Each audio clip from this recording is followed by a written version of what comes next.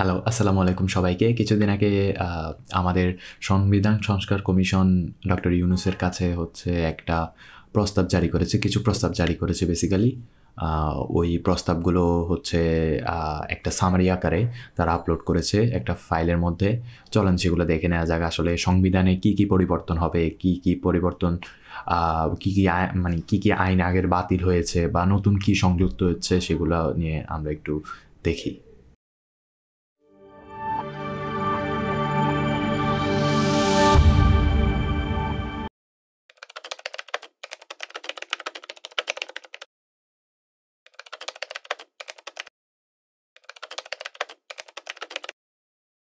একদম ১ম এ দেখা এটা ১২ তারিখে এটার করা হইছে। আ এটা জমা দেওয়া হইছে। তো একই সংবিধান সংস্কার কমিশন, ওকে ফাইন। সংবিধান সফরের সময় সারসংক্ষেপ একটা বলা হইছে। আ সংবিধান সংস্কার কমিশন একটি কার্যকর গণতন্ত্র, মৌলিক অধিকার সুনিশ্চিতকরণ, জবাবদিহিতা প্রতিষ্ঠার লক্ষ্যে ৭টি প্রধান বিষয়কে গুরুত্ব দিয়ে বিবেচনা করেছে।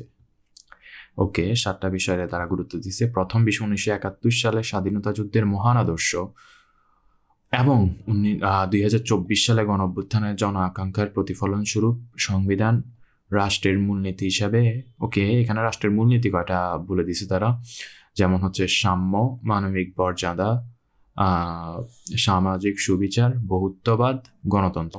সো বেসিক্যালি এখানে হচ্ছে যে আগে শুধু গণতন্ত্রটা বাকি আছে, বাকি যে ৩টা ছিল যেমন সমাজতন্ত্র, জাতীয়তাবাদ এবং ধর্মনিরপেক্ষতা, ওইগুলো রিপ্লেস করছে আরো নতুন ৪টা। তো টোটাল বর্তমানে আমাদের নতুন সংবিধান যদি হয়, যা প্রস্তাব করেছে সেটার মধ্যে ৫টা মূলনীতি আছে। তো মূলনীতিগুলোর কথা যদি আমি বলি, আচ্ছা সেগুলোর ব্যাপারে আমি পরে আসতেছি যদিও। আচ্ছা, এখানে হচ্ছে ক্ষমতার প্রাতিষ্ঠানিক ভারসাম্য প্রতিষ্ঠা। ওকে, মানে ক্ষমতার একটা তারা ভারসাম্য প্রতিষ্ঠা করবে। যেমন হচ্ছে ধরেন প্রধানমন্ত্রীর ক্ষমতা, রাষ্ট্রপতির ক্ষমতা। এখন বর্তমানে যিনি রাষ্ট্রপতি আছেন ওনার বেসিক্যালি তেমন কোনো ক্ষমতাই নাই। আই গেস এই সংবিধানে রাষ্ট্রপতির নতুন কিছু ক্ষমতা দিবে এবং রাষ্ট্রপতি নির্বাচনের ক্ষেত্রে একটু কমপ্লিকেটেড করবে জিনিসগুলো। আদারওয়াইজ যে কোনো দল তাদের নিজের কেউ একজনকে করে দেয়, রাষ্ট্রপতি করে দেয়, সেটার ব্যাপারে আসলে বলার কেউই থাকে না। ওকে, এরপর বলছে যে প্রধানমন্ত্রীর পদের একচ্ছত্র হ্রাস। এখানে একচ্ছত্র হ্রাস হয়েছে, যেটা বললাম যে রাষ্ট্রপতির সাথে তারপর বিচারপতির সাথে এদের সাথে কয়টা হচ্ছে ক্ষমতা বন্টন করবে আই গেস, যতটুকু মনে হচ্ছে। বাস বিরোধী দলকেও কিছু ক্ষমতা দিবে। অন্তর্বর্তী সরকারের কাঠামো সুনির্দিষ্ট প্রস্তাব। আচ্ছা, মানে তত্ত্বাবধায়ক সরকার বা অন্তর্বর্তীকালীন সরকার ফিরে আসতেছে, এটা যা বুঝলাম। বিচার বিভাগের বিকেন্দ্রীকরণ। আচ্ছা, মানে বিচার বিভাগ বর্তমানে তো আমাদের ঢাকার উপরে সব নির্ভরশীল, সব হচ্ছে ঢাকা কেন্দ্রিক, এটাকে বিকেন্দ্রীকরণ করে আই গেস বিভাগ অথবা জেলা দিকে নিয়ে যাওয়া হবে। শক্তিশালী স্থানীয় সরকার ব্যবস্থা সুনিশ্চিত করানো হচ্ছে। এগুলো বেসিক্যালি সারসংক্ষেপভাবে একটা পয়েন্ট আকারে বলছে, এগুলোর পরবর্তীতে আমরা হয়তো বিস্তারিত দেখতে পারবো। তারপর হচ্ছে যে মৌলিক অধিকার আওতা সম্প্রসারণ, সাংবিধানিক সুরক্ষা ও বলবৎযোগ্য নিশ্চিতকরণ। ওকে, মৌলিক অধিকারে অনেকগুলো আছে, সেটার আওতা কিন্তু সম্প্রসারণ করবে বলতেছে, সম্প্রসারণ করবে, অর্থাৎ মৌলিক অধিকার আই গেস আরো বাড়বে।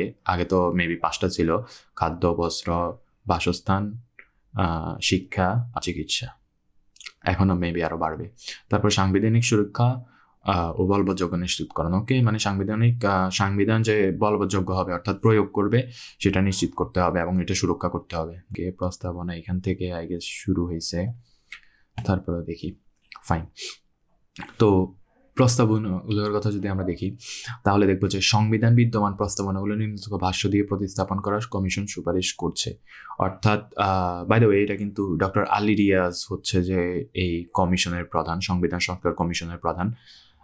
তো ওই কমিশন এর নেতৃত্বে কয়টা হচ্ছে যে প্রস্তাবনা ভাষ্য দিয়ে প্রতিস্থাপন, অর্থাৎ কিছু ওয়ার্ড আই গেস করবে, চেঞ্জ করবে। দেখি, আমরা বাংলাদেশের লক্ষ্য জনযুদ্ধের স্বাধীনতা অর্জন করেছি, গণতন্ত্র প্রতিষ্ঠার স্বৈরাচারী ফ্যাসিবাদী শাসন আমলে শাসনের বিরুদ্ধে গড়ে তুলেছি। আমরা সকল প্রাণ উৎসর্গ করছি সাম্য, মানবিক মত, সুবিধা। 1971 সালে যুদ্ধ, গণতন্ত্র বলছে এখানে কিছু কিছু নট ইম্পর্টেন্ট। আমরা যদি এখন এখানে দেখি যে জনগণের সার্বভৌমত্ব অধিকার রক্ষে সার্বভৌমত্ব অধিকার প্রয়োগের মাধ্যমে মানবিক মর্যাদা, সামাজিক সুবিচার, বহুত্ববাদ, গণতন্ত্রকে সংবিধানের মূলনীতি হিসেবে গ্রহণ করে আচ্ছা সংবিধান রচনা করা হচ্ছে এবং বিধিবদ্ধ করছি যে বাংলাদেশের সর্বোচ্চ আকাঙ্ক্ষার বহিঃপ্রকাশ, যে সংবিধান স্বাধীন যৌথ জাতীয় বিকাশ সুনিশ্চিত করবে এবং বর্তমান ভবিষ্যৎ প্রজন্ম অধিকার সংরক্ষণ করবে। Okay fine. আমরা দেখি, আমরা দৃঢ়ভাবে ঘোষণা করছি যে এই সংবিধান প্রতিটি নাগরিকের পরস্পর অধিকার, কর্তব্য, জবাবদিহিতা চেতনা সংঘবদ্ধ করবে, সর্বদা রাষ্ট্র পরিচালনায় জনপ্রতিনিধিত্ব নিশ্চিত করবে এবং আন্তর্জাতিক শান্তি ও সহযোগিতার নীতিকে অনুসরণ করবে, রাষ্ট্রীয় সার্বভৌমত্ব সমুন্নত রাখবে। আচ্ছা বলছি এগুলো হচ্ছে আমি এখন বেসিক্যালি ডিপে যাইতেছি না, কারণ এগুলো খুবই ভগ কথাবার্তা। এখন অ্যাকচুয়ালি উপর দিয়ে পড়ে কিছুই বোঝা যাবে, আমাদের কারো ডিপে পড়তে হবে। আই গেস পড়বো আমরা, সমস্যা নাই। আচ্ছা এখানে কি বলছে? কমিশন সুপারিশ করছে যে সংবিধানের প্রযোজ্য সকল ক্ষেত্রে প্রজাতন্ত্র, ওকে আমাদের যে আমরা আগে গণপ্রজাতন্ত্র বলতাম না, অর্থাৎ গণপ্রজাতন্ত্রী বাংলাদেশ, সেটা বাদ দিয়ে বা প্রজাতন্ত্র বাদ দিয়ে পরিবর্তে নাগরিকতন্ত্র, অর্থাৎ প্রজাতন্ত্রের পরিবর্তে নাগরিকতন্ত্র ব্যবহার হবে এবং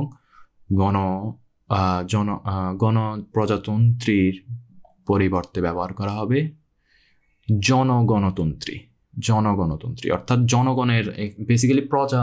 অনেকের মাঝখানে হয় কি, প্রজাতন্ত্র যখন বলে না, তখন মানুষ মনে করে যে নাগরিকদেরকে কাইন্ড অফ প্রজার মতো দেখতেছে, অ্যান্ড হুইচ ইজ ট্রু। আগের ক্ষমতাগুলোর দিকে আমরা তাকাইলে দেখতে পারবো, কিন্তু এখন হচ্ছে জনগণতন্ত্রী, হুইচ ইজ মোর কি বলে, এখন জনগণতন্ত্রী, যেটা হচ্ছে যে নাগরিকদের দিকে একটু ফোকাস দেওয়া অনেক বেশি এবং তাদেরকে ভালোভাবেই বলছে। আচ্ছা, তবে ইংরেজি সংস্করণে রিপাবলিক ও পিপলস রিপাবলিক অফ বাংলাদেশ শব্দগুলো থাকছে, অর্থাৎ ইংলিশে কোনো পরিবর্তন হচ্ছে না। ইংলিশে পিপলস রিপাবলিক বাংলাদেশ আছে। আচ্ছা, ভাষা নাগরিকতন্ত্রের রাষ্ট্রভাষা হবে বাংলা, অবভিয়াসলি। আচ্ছা, এখানে বাংলা রাষ্ট্রভাষা বলছে। সংবিধানের বাংলাদেশের নাগরিকদের মাতৃভাষা হিসেবে ব্যবহৃত সকল ভাষা প্রচলিত ভাষা হিসেবে স্বীকৃতি প্রদান করা হবে, which is a very good thing. Like এখানে প্রচলিত সকল ভাষা, যেমন আপনার চাকমাদের ভাষা আছে, তারপরে মারমাদের ভাষা আছে, বিভিন্ন উপজাতিদের ভাষা আছে, বা অন্য মানুষও অনেক ব্যবহার করে, তাদের সবাইকে মাতৃভাষার একটা পরিচয় দেওয়ার জন্য বলছে, which is great in my opinion. আচ্ছা, নাগরিকত্ব। বাংলাদেশের জনগণ জাতি হিসাবে বাঙালি। কমিশন এই বিধানটি বিলুপ্ত করার সুপারিশ করছে। এটা কিন্তু খুব ভালো একটা বিধান করছে। আমাদের আগের সংবিধানে ছিল যে বাংলাদেশের জনগণ সবাই হচ্ছে Bangali, which is not true actually. সুপারিশ করা হচ্ছে যে বর্তমান অনুচ্ছেদ 6(2) নিম্নোক্তভাবে সংশোধন করা হোক। ওকে, অর্থাৎ এটা 6(2), এটা হচ্ছে 6(2). বাংলাদেশের নাগরিকগণ বাংলাদেশি বলে পরিচিত হবেন। ও এটা কিন্তু খুব ভালো করছে যে বাংলাদেশি। আমরা অনেক সময় দেখি যে আমরা যখন বাঙালি বলি না, যে বাংলাদেশি সবাই হচ্ছে বাঙালি, এটা ভুল কথা, সবাই বাঙালি না। অ্যান্ড আমরা যদি উপজাতিদেরকেও ধরি কিংবা আদিবাসীদেরকেও ধরি বা অন্যান্য যেসব জনগোষ্ঠী আছে তাদেরকেও ধরি, তারা অনেকে বাঙালি না, তো এটা তাদেরকে অনেকটা দূরে ঠেলে দেয়। কিন্তু বর্তমানে যেটা বলছে যে বাংলাদেশের নাগরিকগণ বাংলাদেশি বলে পরিচিত হবেন, সেটা কিন্তু আসলে অনেক ভালো বলছে যে সবাই বাংলাদেশি, অ্যান্ড বাংলাদেশি জাতীয়তাবাদটা এখানে ফুটে উঠবে, অ্যান্ড সবার মধ্যে একটা কানেকশন সৃষ্টি হবে বেসিক্যালি। ওকে, সংবিধান বিষয়ক অপরাধ ও সংবিধান সংশোধনের সীমাবদ্ধতা কমিশন অনুচ্ছেদ 7(ক) আর 7(খ) বিলুপ্তি সুপারিশ করছে।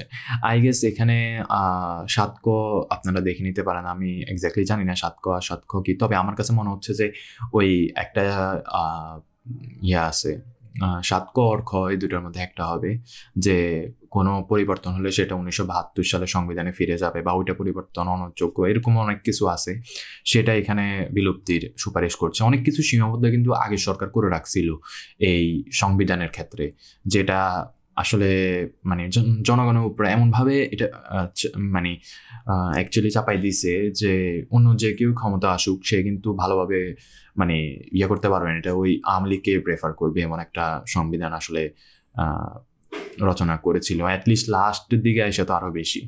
যাই হোক, সংবিধানের মূলনীতি হিসাবে সাম্য, মানবিক মর্যাদা, সামাজিক সুবিচার, বহুত্ববাদ, গণতন্ত্রকে অন্তর্ভুক্ত করা হোক। ওকে, এখানে পাঁচটা বেসিক্যালি মূলনীতির কথা বলছে। আগের 5টা মূলনীতির কথা যদি আমি বলি, সেটা হচ্ছে যে ধরেন ছিল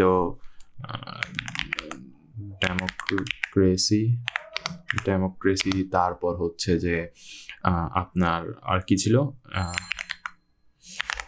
ন্যাশনালিজম, তারপরে ছিল হচ্ছে যে আরেকটা কি ছিল, ওকে সেকুলারিজম। এই 3টা ছিল। আর ছিল আরেকটা আছে, সেটা হচ্ছে যে সোশ্যালিজম। এইগুলা ছিল হচ্ছে আগের ইয়াতে। তো এগুলোর মধ্যে সমস্যাটা বেসিক্যালি ডেমোক্রেসি, তো অবভিয়াসলি ডেমোক্রেসি থাকবে, ডেমোক্রেসি এখনো আছে, বাট বাকি যে এই তিনটা কেটে দেওয়া হয়েছে আর কি। বেসিক্যালি প্রবলেমেটিক না, ন্যাশনালিজম যদিও এত প্রবলেমেটিক না, বাট সেকুলারিজম তারপরে সোশ্যালিজমে অনেকের প্রবলেম আছে। সোশ্যালিজমে এত প্রবলেম নাই, তবে অনেকে মনে করে যে ডেমোক্রেসি অথবা ন্যাশনালিজম, সোশ্যালিজম এগুলো একে কনফ্লিক্ট করে, সেই কারণে তারা রিমুভ করেছে। অ্যান্ড সেকুলারিজম নিয়ে অনেকের প্রবলেম আছে। বেসিক্যালি তারা মনে করে যে সেকুলারিজম থাকা উচিত না, একটা ওয়ার্ড হচ্ছে ফেমাস হয়ে গেছে এখন, তারা এটাকে শত্রু মানতেছে, যদিও এটা হচ্ছে কাইন্ড অফ তারা খুশি হইতেছে যে এটা রিমুভ হয়ে গেছে। বেসিক্যালি আসলে রিমুভ হয় নাই। কোনো রাষ্ট্র যদি ভালোভাবে চলতে চায়, সেটা কখনোই হয়তো নাম পরিবর্তন হয়েছে সেকুলারিজমের, বাট বেসিক্যালি সেকুলারিজম এসব এমন একটা জিনিস যে এটা ছাড়া রাষ্ট্র পরিচালনা করা যায় না বা রাষ্ট্র সুন্দরভাবে চলে না। বিশেষ করে যেসব রাষ্ট্রে মানে সবাই মুসলিম বাদে অথবা অন্য কোনো ধর্মের একচ্ছত্র না থাকে। তো এই যে এখানে এই যে 5টা দিল, এগুলো কিন্তু খুব ভগ আমরা বলতে পারি। যেমন সাম্য, এটা হচ্ছে ইকুয়ালিটি আমরা বলতে পারি, এটা হচ্ছে ইকুয়ালিটি। তারপর এটা হচ্ছে হিউম্যান ডিগনিটি অথবা হিউম্যানিটি আমরা বলতে পারি। এটা হচ্ছে আপনার সোশ্যাল জাস্টিস। তো এগুলাও কিন্তু অনেক কিছুই আছে হচ্ছে যে থেকে নেওয়া হয়েছে। আপনার 1971 সালের মেবি একটা কেউ একজন কিছু একটা করছিল, মুক্তিযুদ্ধের দলিল অথবা কিছু একটা আছে, ওইটা থেকে নেওয়া হয়েছে। মানবিক মর্যাদা, এগুলা সাম্য, সামাজিক সুবিচার। সাম্য কেন এখন এগুলা যদি আমি বিস্তারিত বলি তাহলে আমি বলবো। তারপর হচ্ছে বহুত্ববাদ, which means pluralism and obviously গণতন্ত্র, সবাই জানে যে এটা ডেমোক্রেসি। এখন পরবর্তীতে আই গেস থাকার কথা, আচ্ছা যাই হোক, আমি আপনাদেরকে যদি বিস্তারিত এটার ব্যাপারে বলি, তাহলে এই যে সাম্যের কথা এখানে বলা হয়েছে না, দ্যাট মিনস ইকুয়ালিটি মিনস হচ্ছে সবাই সমান সুযোগ পাবে আইনের চোখে, মোটামুটি সবাই সমান। মোটামুটি বলতে আমি এই কারণে বুঝাইছি, কারণ হচ্ছে যে সিটিং প্রধানমন্ত্রী তারপর সিটিং প্রেসিডেন্ট, তারা তো অবশ্যই কিছু পাবেন। এছাড়া মোটামুটি বাকি সবাই সমান আইনের চোখে, এই সাম্য। তারপর অবভিয়াসলি জেন্ডার ইকুয়ালিটি আছে, যেমন নারী পুরুষ সবাইকে সমান অধিকার দিতে হবে। তারপর মানবিক সাম্যর ক্ষেত্রে আরও আছে, ধরুন সকল ধর্মের সমান অধিকার, যেমন সবাইকে আমরা একই চোখে দেখব, আইন একই চোখে সবাইকে দেখবে। কেউ হিন্দু ধর্মের বলে তার সাথে মানে আপনার অবিচার, তারপর কেউ মুসলিম ধর্ম বলে তার সাথে অবিচার, এগুলো বেসিক্যালি হচ্ছে যে হবে না। এটা এনশিওর করতেছে যদি সবকিছু ঠিকঠাকভাবে থাকে।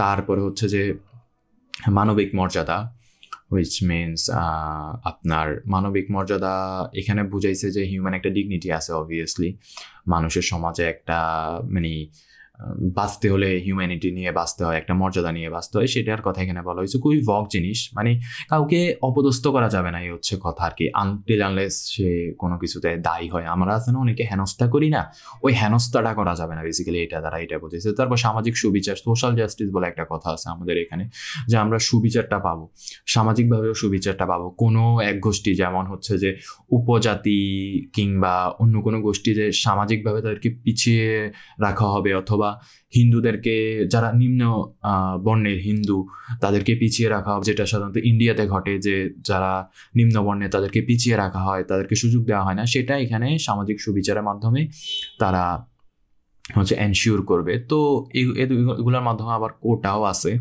ওই কোটা না, আবার অবভিয়াসলি সামাজিক সুবিচারের মাধ্যমে কোটাগুলো কখনোই মানুষের ক্ষতি না করার সম্ভাবনা বেশি, ঠিক আছে।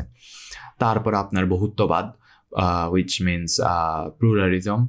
এখন আপনার বহুত্ববাদ বা প্লুরালিজমের একটা কথা সেটা হচ্ছে যে, এটা মানে হচ্ছে যে বাংলাদেশ বিভিন্ন জনগোষ্ঠী, বিভিন্ন ধর্মের, বিভিন্ন রকমের, বিভিন্ন কালারের, বিভিন্ন ধরনের এবং নারী পুরুষ সবাই মিলে হচ্ছে যে বাংলাদেশ গঠিত, এটা ইনশিওর করে বেসিক্যালি। মানে একটা কেন্দ্রিক কোনো কিছু এক কেন্দ্রিক হবে না, এটাই এখানে দ্বারা বুঝাইছে। যে ধরেন যদি এমন বলে যে নোয়াখালীরাই সবচেয়ে বেশি প্রেফার পাবে, এরকম না, কারণ অনেক জেলারই মানুষ আছে।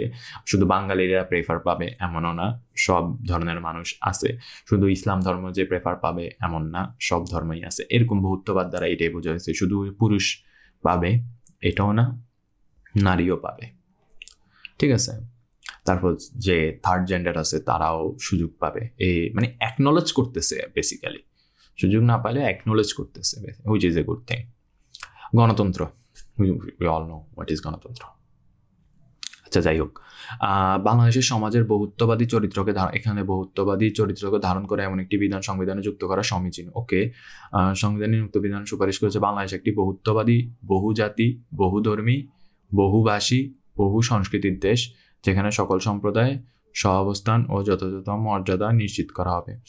আচ্ছা, তো এই লাইনটা বেসিক্যালি আমার কাছে আপনার এই লাইনটা লেট মিস এই যে এখানে যে লাইনটা দিছে না, আমার কাছে বেসিক্যালি এই লাইনটা আমার কাছে খুবই খুবই ভালো লাগছে। যে একটা রাষ্ট্রকে আসলে একটা জাতির কাছে যদি সীমাবদ্ধ করা রাখা যায়, মানে আমরা যদি খুবই রেশিয়াল হই তাহলে বেসিক্যালি সমস্যা। এখানে অ্যাকচুয়ালি সব ধর্মের, সব রকমের মানুষকে জায়গা দেওয়া হয়েছে,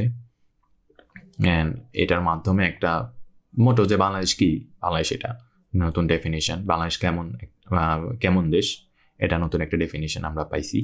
তো বেসিক্যালি এখানে খুব মানে বহু সংস্কৃতি বলা হয়েছে, বহু ভাষী বলা হয়েছে, যেমন কারো প্রতি কোনো বৈষম্য যাতে না সৃষ্টি হয় কোনোভাবেই। বহু সংস্কৃতির লোক এখানে চাইলে ধরেন অন্য কেউ বসবাস করতে পারবে, অন্য কেউ যদি আপনার কি বলে নাগরিকত্বের যোগ্য হয় তাহলে সেও নাগরিকত্ব পাইতে পারে। এমন না যে আমরা শুধু বাঙালিদের জন্য সীমাবদ্ধ করে রাখছি, যেটা খুবই একটা ভালো দিক আমার কাছে পার্সোনালি মনে হয়। যে শুধু যেমন আমরা অন্য কোনো দেশকে চিন্তা করি, আসলে এটার প্রবলেমও আছে, বাট প্রবলেম থেকে আমাদের মতো দেশে আসলে ভালো দিকটাই বেশি, ঠিক আছে। এই হচ্ছে কথা। খুব ভালো, এই লাইনটা আসলে খুব ভালো লিখছে। আচ্ছা, রাষ্ট্রের মূলনীতি আবারও এখানে আগের কথাই বলা হয়েছে। রাষ্ট্রের মূলনীতি ধর্মনিরপেক্ষতা, সমাজতন্ত্র ও জাতীয়তাবাদ অনুচ্ছেদ বাদ দেওয়ার সুপারিশ করছে, অর্থাৎ এটা বাদ দিছে, যেটা আমরা আগেও বলছি। আচ্ছা, মৌলিক অধিকার ও স্বাধীনতা। আচ্ছা, মৌলিক অধিকার ও স্বাধীনতা নিয়ে বলছে কমিশন সংবিধানের আপনার কমিশন সংবিধানের অধিকার সম্পর্কিত অনুচ্ছেদ সমূহের পর্যালোচনা বেশ কিছু বিদ্যমান তৃতীয় ভাগের সমন্বিত করে মৌলিক অধিকার ও ওকে, বিদ্যমান সংবিধানের দ্বিতীয় তৃতীয় ভাগের অধিকার সমূহ সমন্বিত করে মৌলিক অধিকার স্বাধীনতা একসাথে একক সনদে প্রস্তাব করা হয়েছে, যা তদযোগ্য হবে। অর্থনৈতিক ও সামাজিকভাবে সাংস্কৃতিক নাগরিক অধিকার রাজনৈতিক অধিকারের মধ্যে বিদ্যমান তারতম্য দূর করবে। ওকে, বেসিক্যালি এখানে মৌলিক অধিকার ও স্বাধীনতা নামে নতুন একটা একক সনদের হচ্ছে গঠন করা হয়েছে। এখন অনেকে বলতে পারে যে এগুলা কেন দিচ্ছে, মৌলিক অধিকার বলে যা তা হেন তেন না। তবে এগুলো যত স্ট্রং হবে আপনার গুম হওয়ার সম্ভাবনা তত কমবে, আপনার অধিকার তত বাড়বে, আপনি তত আপনার প্রতি কেউ জুলুম করতে পারবে না। এটা এনশিওর করার জন্য বেসিক্যালি সবসময় খারাপ দিক চিন্তা করলে আসলে হয় না, ভালো দিকটা এটা চিন্তা করতে হবে। এ হচ্ছে কথা। এটা নাগরিক ও রাজনৈতিক অধিকারের বিদ্যমান তারতম্য দূর করবে, এ হচ্ছে কথা। আচ্ছা, সংবিধানে কিছু নতুন অধিকার যেমন খাদ্য, চিকিৎসা, বাসস্থান। ওকে, আমরা কিন্তু এটা এটা এটা এটা অর্থাৎ খাদ্য, শিক্ষা, চিকিৎসা, বাসস্থান, ইন্টারনেট, আমাদের আর মেবি ছিল আমাদের 4টা ছিল, 5টা ছিল না? খাদ্য, শিক্ষা, বাসস্থান, চিকিৎসা, আর কি ছিল? নিরাপত্তা ছিল, আই গেস, রাইট? নিরাপত্তা ছিল, হ্যাঁ। তো এখন নিরাপত্তার বদলে অ্যাকচুয়ালি আরো কিছু টার্ম যুক্ত করা হয়েছে, আরো স্পেসিফিক ভাবে টার্ম যুক্ত করা হয়েছে। যেমন হচ্ছে যে ইন্টারনেট প্রাপ্তি, আমাদেরকে ইন্টারনেট থেকে বঞ্চিত করে রাখছিল। জুলাই মাসে আমরা দেখছি যে আসলে আমরা কিছুই করার ছিল না। তবে যদি এটা বর্তমানে একটা প্রাপ্তি, আসলেই মানে ইন্টারনেট একটা মৌলিক অধিকার হওয়া উচিত মানুষের। যে আমার মৌলিক অধিকার বলতে এটা না যে সরকার ফ্রিতে দিবে, অথবা দিতেও পারে সরকারের কাছে যদি ন্যাফ টাকা থাকে, যেটা বাংলাদেশের বর্তমানে নাই। কিন্তু তারপরেও আমি টাকা দিয়ে যদিও না পাই, টাকা দিয়েও যদি না পাই, তাহলে তো সেটা একটা ভুল কথা। কেউ যদি কোনো সরকার এসে যদি আমাদের ইন্টারনেট বন্ধ করে দেয়, তাহলে কিন্তু আমাদের মৌলিক অধিকার হরণ হবে। অ্যান্ড এটার ব্যাপারে আমি লিখছিও যে এটা কাইন্ড অফ বর্তমান যুগে মৌলিক অধিকারের হরণই সমান, যখন ইন্টারনেট বন্ধ করছিল তখনের কথা। আচ্ছা, তথ্য অবভিয়াসলি তথ্য পাওয়া মানে আমরা যদি তথ্য পাওয়া, এখানে কি বুঝাইছে, এটা অনেক ফগ হয়েছে অনেকের ক্ষেত্রে। তবে এটা সহজ কথা হচ্ছে যে আপনি যদি ধরেন আপনার পাশে একটা প্রকল্প হচ্ছে, এখন এই প্রকল্পে কতদিন নাগাদ শেষ হবে, এই প্রকল্পের খরচ কতটুকু, সেটা আপনার জানার অধিকার আছে। ঠিক আছে, সেটা আপনি জিজ্ঞেস করতে পারবেন যে কার আন্ডারে হচ্ছে, কেন হচ্ছে, সেটা এগুলো আপনার জিজ্ঞেস করার অধিকার আছে। এটা একটা মৌলিক অধিকার। তারপরে ভোটাধিকার, অবভিয়াসলি এটা তো বাংলাদেশ মানুষ খুব ভালো করে জানে যে ভোটাধিকার আসলে বাংলাদেশের মানুষের এই গত 14-18-24 রাইট, খুব ভালো আমরা ভোটাধিকার পাইছি, এ হচ্ছে কথা। আচ্ছা, রাষ্ট্র পরিচালনা অংশগ্রহণ, যে কেউ চাইলে রাষ্ট্র পরিচালনা অংশগ্রহণ করতে পারে, যে কেউ চাইলে হচ্ছে যে বিসিএস পরীক্ষা দিতে পারে, যে কেউ চাইলে হচ্ছে যে আপনার করতে পারে, কি বলে, সংসদ নির্বাচনে দাঁড়াইতে পারে, মেয়র নির্বাচনে দাঁড়াইতে পারে, আপনার ইউনিয়ন পরিষদ নির্বাচনে দাঁড়াইতে পারে। সো গোপনীয়তা রক্ষা মানে কি, এখানেও আপনার সুরক্ষার কথা বলা হয়েছে। যেমন আপনি ধরেন আপনার কি বলে বাসায় আছেন, আপনার বিপক্ষে কোনো হচ্ছে অ্যারেস্ট ওয়ারেন্ট নাই, তারা আইসা আপনাকে উঠে নিয়ে গেল, এমন কোনো জিনিস হবে না, এটা আপনার গোপনীয় জিনিস। তারপরে হচ্ছে যে যেমন আপনার এনআইডি কার্ড, আপনার পাসপোর্ট, এগুলো গণমাধ্যমে প্রকাশ করে দেওয়া বা তারা সবার সামনে প্রকাশ করে দেওয়া, এটা যাতে না হয় এই জন্য গোপনীয়তা রক্ষা করা। তারপর ভোক্তা সুরক্ষা, এটার ব্যাপারে আমরা জানি ভোক্তা অধিকার আপনার যে আপনি টাকা দিয়ে একটা জিনিস খাচ্ছেন, সেটা আপনি ভালো আশা করতেই পারেন, করবেনই, এবং সেটা যদি না হয় সেটা ভোক্তা সুরক্ষার মাধ্যমে এটা করা, সুরক্ষা করার একটা কথা বলা হয়েছে। তারপর শিশু, আমি অ্যাকচুয়ালি এটা বুঝি নাই যে শিশুদেরকে বেসিক্যালি এটা কি বোঝাচ্ছে, শিশুদেরকে আরো বেসিকভাবে মানে বেসিক বলতে আরো স্পেসিফিকভাবে বললে ভালো হতো। যাই হোক, উন্নয়ন, ডেভেলপমেন্ট, এগুলো অনেক মানে বগ টপিক, এত করা যায় না। বিজ্ঞান, ভবিষ্যৎ প্রজন্মের অধিকার, ওকে অনেক কিছুই আছে এখানে, বাট এগুলো এত যদিও ইম্পর্টেন্ট না হয়, কিন্তু বিজ্ঞানের অধিকার সবার থাকা উচিত, উন্নয়ন করার অধিকারও সবার থাকা উচিত। আপনি ধরেন আপনার টাকা একটা বিল্ডিং বানাবেন, সেটা যেন আপনি বানাতে পারেন, সেটাই হচ্ছে কথা। এবং ভবিষ্যৎ প্রজন্ম, আপনি কি 2টা সন্তান নেবেন নাকি 1টা সন্তান নেবেন নাকি 3টা সন্তান নেবেন, সেটা হচ্ছে আপনার উপর নির্ভর করে, এ হচ্ছে কথা। আপনি বিয়ে করবেন কি করবেন না, সেটাও আপনার উপর নির্ভর করে। এটাই হচ্ছে যে ইয়ে করা হয়েছে। আচ্ছা, বিদ্যমান অধিকার সমূহের সংস্কার যেমন বৈষম্য নিষিদ্ধকরণ, সীমিত তালিকাবর্তিতকরণ। বৈষম্য সীমিত তালিকাবর্তিতকরণ, নিষিদ্ধকরণ সীমিত তালিকা, আচ্ছা এটা আমি বুঝি নাই। জীবন অধিকার রক্ষা, বিচার বৈধ হত্যাকাণ্ড, হুইচ ইজ ভেরি ইম্পর্টেন্ট বাংলাদেশে যা করছে। গুম থেকে সুরক্ষা নিশ্চিতকরণ, আপনি যেন গুম না হতে পারেন, আমাদের গুম বাণিজ্য অনেক ভালো চলে, রাইট। জামিনে মুক্তির অধিকার অন্তর্ভুক্তকরণ। আচ্ছা, তো এটা basically too I guess controversial, যে জামিনে মুক্তির অধিকার অন্তর্ভুক্তকরণ। অবভিয়াসলি আপনি জামিন পাওয়ার যদি যোগ্য থাকেন সেটা আপনাকে জামিন দিতেই হবে, কিন্তু অনেক ক্ষেত্রে দেখা যায় যে বিভিন্ন আপনার আইন আছে, বিভিন্ন অপরাধ আছে যেগুলোর আসলে নন বেলেবল হওয়া উচিত, আমার কাছে পার্সোনালি মনে হয়। যেমন হচ্ছে যে যেমন মানি লন্ডারিং কেস আমরা যদি ইন্ডিয়ার এক্সাম্পল দেখি, ইন্ডিয়া হচ্ছে যে এমনভাবে তারা মানি লন্ডারিং কেসে নন বেলেবল পুরো অফেন্স করে রাখছে এই মানি লন্ডারিংকে। তারপর ধরেন আপনার রেপের ক্ষেত্রেও এটা করা যেতে পারে নন বেলেবল। কয়দিন আগে আমরা দেখছি যে বেসিক্যালি বাংলাদেশে একটা রেপিস্টরে হচ্ছে ছেড়ে দিয়েছে, বেল দিয়ে দিয়েছে, তো which is not that good in my opinion. And কিছু কিছু ইয়েতে করা উচিত যে অবশ্যই আইনের সব মোস্ট অফ দ্য জিনিস হওয়া উচিত যে ইনোসেন্ট আনটিল প্রুভেন গিলটি, কিন্তু কিছু কিছু আইনের ক্ষেত্রে এমন হওয়া উচিত, অপরাধের ক্ষেত্রে এমন হওয়া উচিত যে গিলটি আনটিল প্রুভেন ইনোসেন্ট।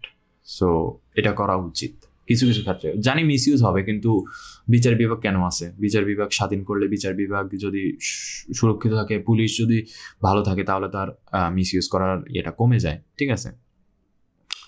তারপরে প্রতিটি মৌলিক অধিকারের জন্য পৃথক সীমা আরোপ পরিবর্তে একটি সাধারণ সীমা নির্ধারণ এবং সীমা আরোপের ক্ষেত্রে ভারসাম্য, আনুপাতিকতা পরীক্ষার বিধান সংযোজন প্রস্তাবন করা হয়েছে, যা অধিকার করবে ঝুঁকি কমাবে। অবভিয়াসলি এটা উচিত ব্যালেন্স। একজনকে ধরো যে তোমার ভোক্তা সুরক্ষার নামে অথবা গোপনীয়তা রক্ষার নামে তাকে যে এরা করতে পারবেই না, তাকে যা কোনো ইন্টারোগেশন করতেই পারবে না, সেটাও একটা ভুল জিনিস। একটা ভারসাম্য অবশ্যই থাকা উচিত, এই হচ্ছে কথা। যেসব অধিকার বাস্তবায়নে উল্লেখযোগ্য সম্পদ ও সময় প্রয়োজন, সেগুলো ধারাবাহিকভাবে বাস্তবায়ন প্রতিশ্রুতি রেখে সম্পদের প্রাপ্যতার ভিত্তিতে কার্যকর সুপারিশ করা হচ্ছে। এই পদ্ধতি জবাবদিহিতা বাড়বে এবং সম্পদের প্রাপ্যতা অনুযায়ী বাস্তবায়ন নিশ্চিত করবে। ওকে, এখানে বলা হয়েছে যে অনেক কিছু আছে যেগুলোর ক্ষেত্রে আসলে ধরেন খাদ্যের, আমরা যদি বেসিক্যালি এক্সাম্পলটা ধরি, তাহলে বোঝা যাবে আমরা যদি এখানে সবাইকে সেম ভাবে দিই তাহলে কিন্তু কোনো লাভ নেই। যেমন আমরা গরিবকে দিলাম না, আমরা হচ্ছে যে বড়লোক মানুষকে দিলাম, তাহলে তো এটার কোনো লাভ নাই, তাই না? এই অধিকার তাদের যতটা না আছে, এর থেকে বেশি অধিকার হচ্ছে যারা গরিব। এই জন্যই বলছে যে সম্পদের প্রাপ্যতার ভিত্তিতে হিসাবগুলো করতে এবং বাকিগুলো ধারাবাহিকভাবে, যেমন আগে ফার্স্টে আমরা নিম্নবিত্ত মানুষদের অধিকারগুলো এনশিওর করবো, দেন আস্তে আস্তে আস্তে আস্তে যাদের ঘর আছে, যাদের খাদ্যর অ্যাটলিস্ট ক্যাপাবল, তারা খাদ্য কেনার জন্য, তাদের পরবর্তীতে আমরা করব। এবং যাদের কিনা সামর্থ্য নাই, যারা বাসস্থান করার সামর্থ্য নাই, তাদেরকে সবার আগে দিতে হবে, এই হচ্ছে কথা। ওকে, তো আইনসভা যদি এটার দিকে আমরা তাকাই, আইনসভারও কিছু কিছু করা হয়েছে বেসিক্যালি। এটা কিন্তু ইন্টারেস্টিং আমার কাছে মনে হচ্ছে। এটা নিয়ে আমি বেসিক্যালি মোস্ট এক্সাইটেড যে আমাদের আইন সভা কেমন হবে, অর্থাৎ সংসদ কেমন হবে। তো কমিশন একটি দ্বিকক্ষ বিশিষ্ট আইনসভার প্রস্তাব করছে। ওকে, তো আমরা দ্বিকক্ষ বিশিষ্ট একটা আইনসভা পাচ্ছি, which is a very good thing in my opinion. কারণ হচ্ছে দ্বিকক্ষ বিশিষ্ট হওয়ার, আচ্ছা আমি আপনাদেরকে পরে বলবো যদিও, একটি নিম্নকক্ষ অর্থাৎ ন্যাশনাল অ্যাসেম্বলি, একটি উচ্চকক্ষ ও সিনেট, উভয় কক্ষের মেয়াদ হবে 4 বছর। এটা কিন্তু খুবই খুবই খুবই ভালো করছে। এটা মানে বেস্ট জিনিস আমার আপাতত দেখার মধ্যে। কারণ আপনার ধরেন বেসিক্যালি সিনেট কিভাবে কাজ করে অথবা দ্বিকক্ষ বিশিষ্ট সংসদগুলো কিভাবে কাজ করে আমরা যদি দেখি, যেমন কোনো আইন যদি আমরা হচ্ছে যে নিম্নকক্ষে পাশ করাই ফেলি, ধরো নিম্নকক্ষে আমার একটা পার্টির অধিকাংশ ভোট আছে, মেজরিটি ভোট আছে, হইতে পারে তার উচ্চকক্ষে মেজরিটি নাই, এমন হইতে পারে। তো কোনো মানে কোনো মানুষ নিম্নকক্ষের অধিকাংশ আমরা নেতাকর্মী দেখি যে একদম গ্রাউন্ড লেভেলে নেতাকর্মী, তারা হচ্ছে যে লিডার, তারা খুব ভালো, তারা অ্যাকচুয়ালি ইন্টেলেকচুয়াল না। আমি বলতে মোস্ট অফ দ্য লিডার্সের কথা বলতেছি, তারা ইন্টেলেকচুয়াল না, তারা ভালো লিডার। তো এমন হয় যে অনেক সময় পাশ করে ইয়ে করে ফেলছে নিম্নকক্ষে, এবং এটা যখন উচ্চ কক্ষে যাবে, উচ্চ কক্ষে হচ্ছে যে অধিকাংশ যেসব ইয়ে থাকবে, মেম্বার থাকবে বা সিনেট যারা থাকবে, তারা হচ্ছে যে আপনার খুবই ইন্টেলেকচুয়াল হবে, বিভিন্ন দিকে তাদের বিভিন্ন ধরনের জ্ঞান থাকবে, অনেক জ্ঞান থাকবে, শিক্ষা, চিকিৎসা, বিজ্ঞান, তারপরে হচ্ছে যে আপনার ধর্ম, জিওপলিটিক্স, আর অনেক ক্ষেত্রে তাদের একটা বা অর্থনীতি, তাদের এই ব্যাপারে অনেক জ্ঞান থাকবে। এমন মানুষকে সাধারণত সিনেটে জায়গা দেওয়া হবে। বেসিক্যালি আমি তো বাংলাদেশের কথা জানি না, কিন্তু অন্য সব দেশে এমনই হয় যে যারা ইন্টেলেকচুয়াল বা যারা হচ্ছে যে একটু উপর লেভেলের, আধ্যাত্মিক লেভেলে, তাদেরকেই বেসিক্যালি সিনেটে জায়গা দেওয়া হয়। এখন সিনেটের ক্ষেত্রে কিন্তু সিনেটে এত সহজে জিনিসপত্র পাস হবে না। নিম্নকক্ষে আপনি যেমন চিল্লাই ফাল্লাই আপনি হচ্ছে যে একটা জিনিস পাস করে ফেলতে পারবেন, উচ্চকক্ষে তা তেমন হবে না। উচ্চকক্ষে সবাই অনেক মানে ইন্টেলেকচুয়াল টাইপের মানুষ, তারা হচ্ছে এত সহজে কোনো কিছু পাস করবে না। তো একটা আইন যে আপনি এত সহজে পাস করে ফেলবেন, জিনিসগুলা তখন এত সহজ হবে না, অনেক স্টেপ ক্রিয়েট হয়েছে। যেমন আমি যদি চাই যে আমি সংবিধান করব, তো সংবিধানের ক্ষেত্রে তো অবভিয়াসলি আরো অনেক ধরনের হচ্ছে ক্রাইটেরিয়া আছে, কিন্তু নর্মাল একটা আইন ধরেন আমি নিম্নকক্ষে পাশ করে ফেললাম, উচ্চকক্ষে যদি নাও থাকে, আমি খুব সহজে পাশ করে ফেলতে পারি। কিন্তু উচ্চকক্ষ এবং নিম্নকক্ষ দুইটা থাকলে হচ্ছে আমি কোনো আইন পাশ করাইলে সেটা উচ্চকক্ষে যাবে, এবং উচ্চকক্ষে আরো ডিপলি এটা নিয়ে চিন্তা হবে। So which is a great thing in my opinion. এইভাবেই হচ্ছে যে উচিত। আচ্ছা, নিম্নকক্ষের আমরা দেখি, নিম্নকক্ষ গঠিত হবে সংখ্যাগরিষ্ঠ ভোটে, ওকে, নির্বাচিত সদস্যের সমন্বয়ে। আচ্ছা, 400 আসন নিয়ে নিম্নকক্ষ গঠিত হবে। 300 জন একক আঞ্চলিক নির্বাচন এলাকা থেকে সরাসরি ভোটে নির্বাচিত হবেন।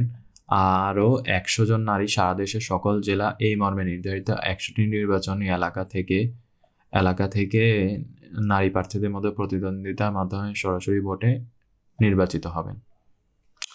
ওকে, অর্থাৎ আপনার হচ্ছে যে টোটাল থাকবে, নিম্নকক্ষে থাকবে 400 থাকবে নিম্নকক্ষে।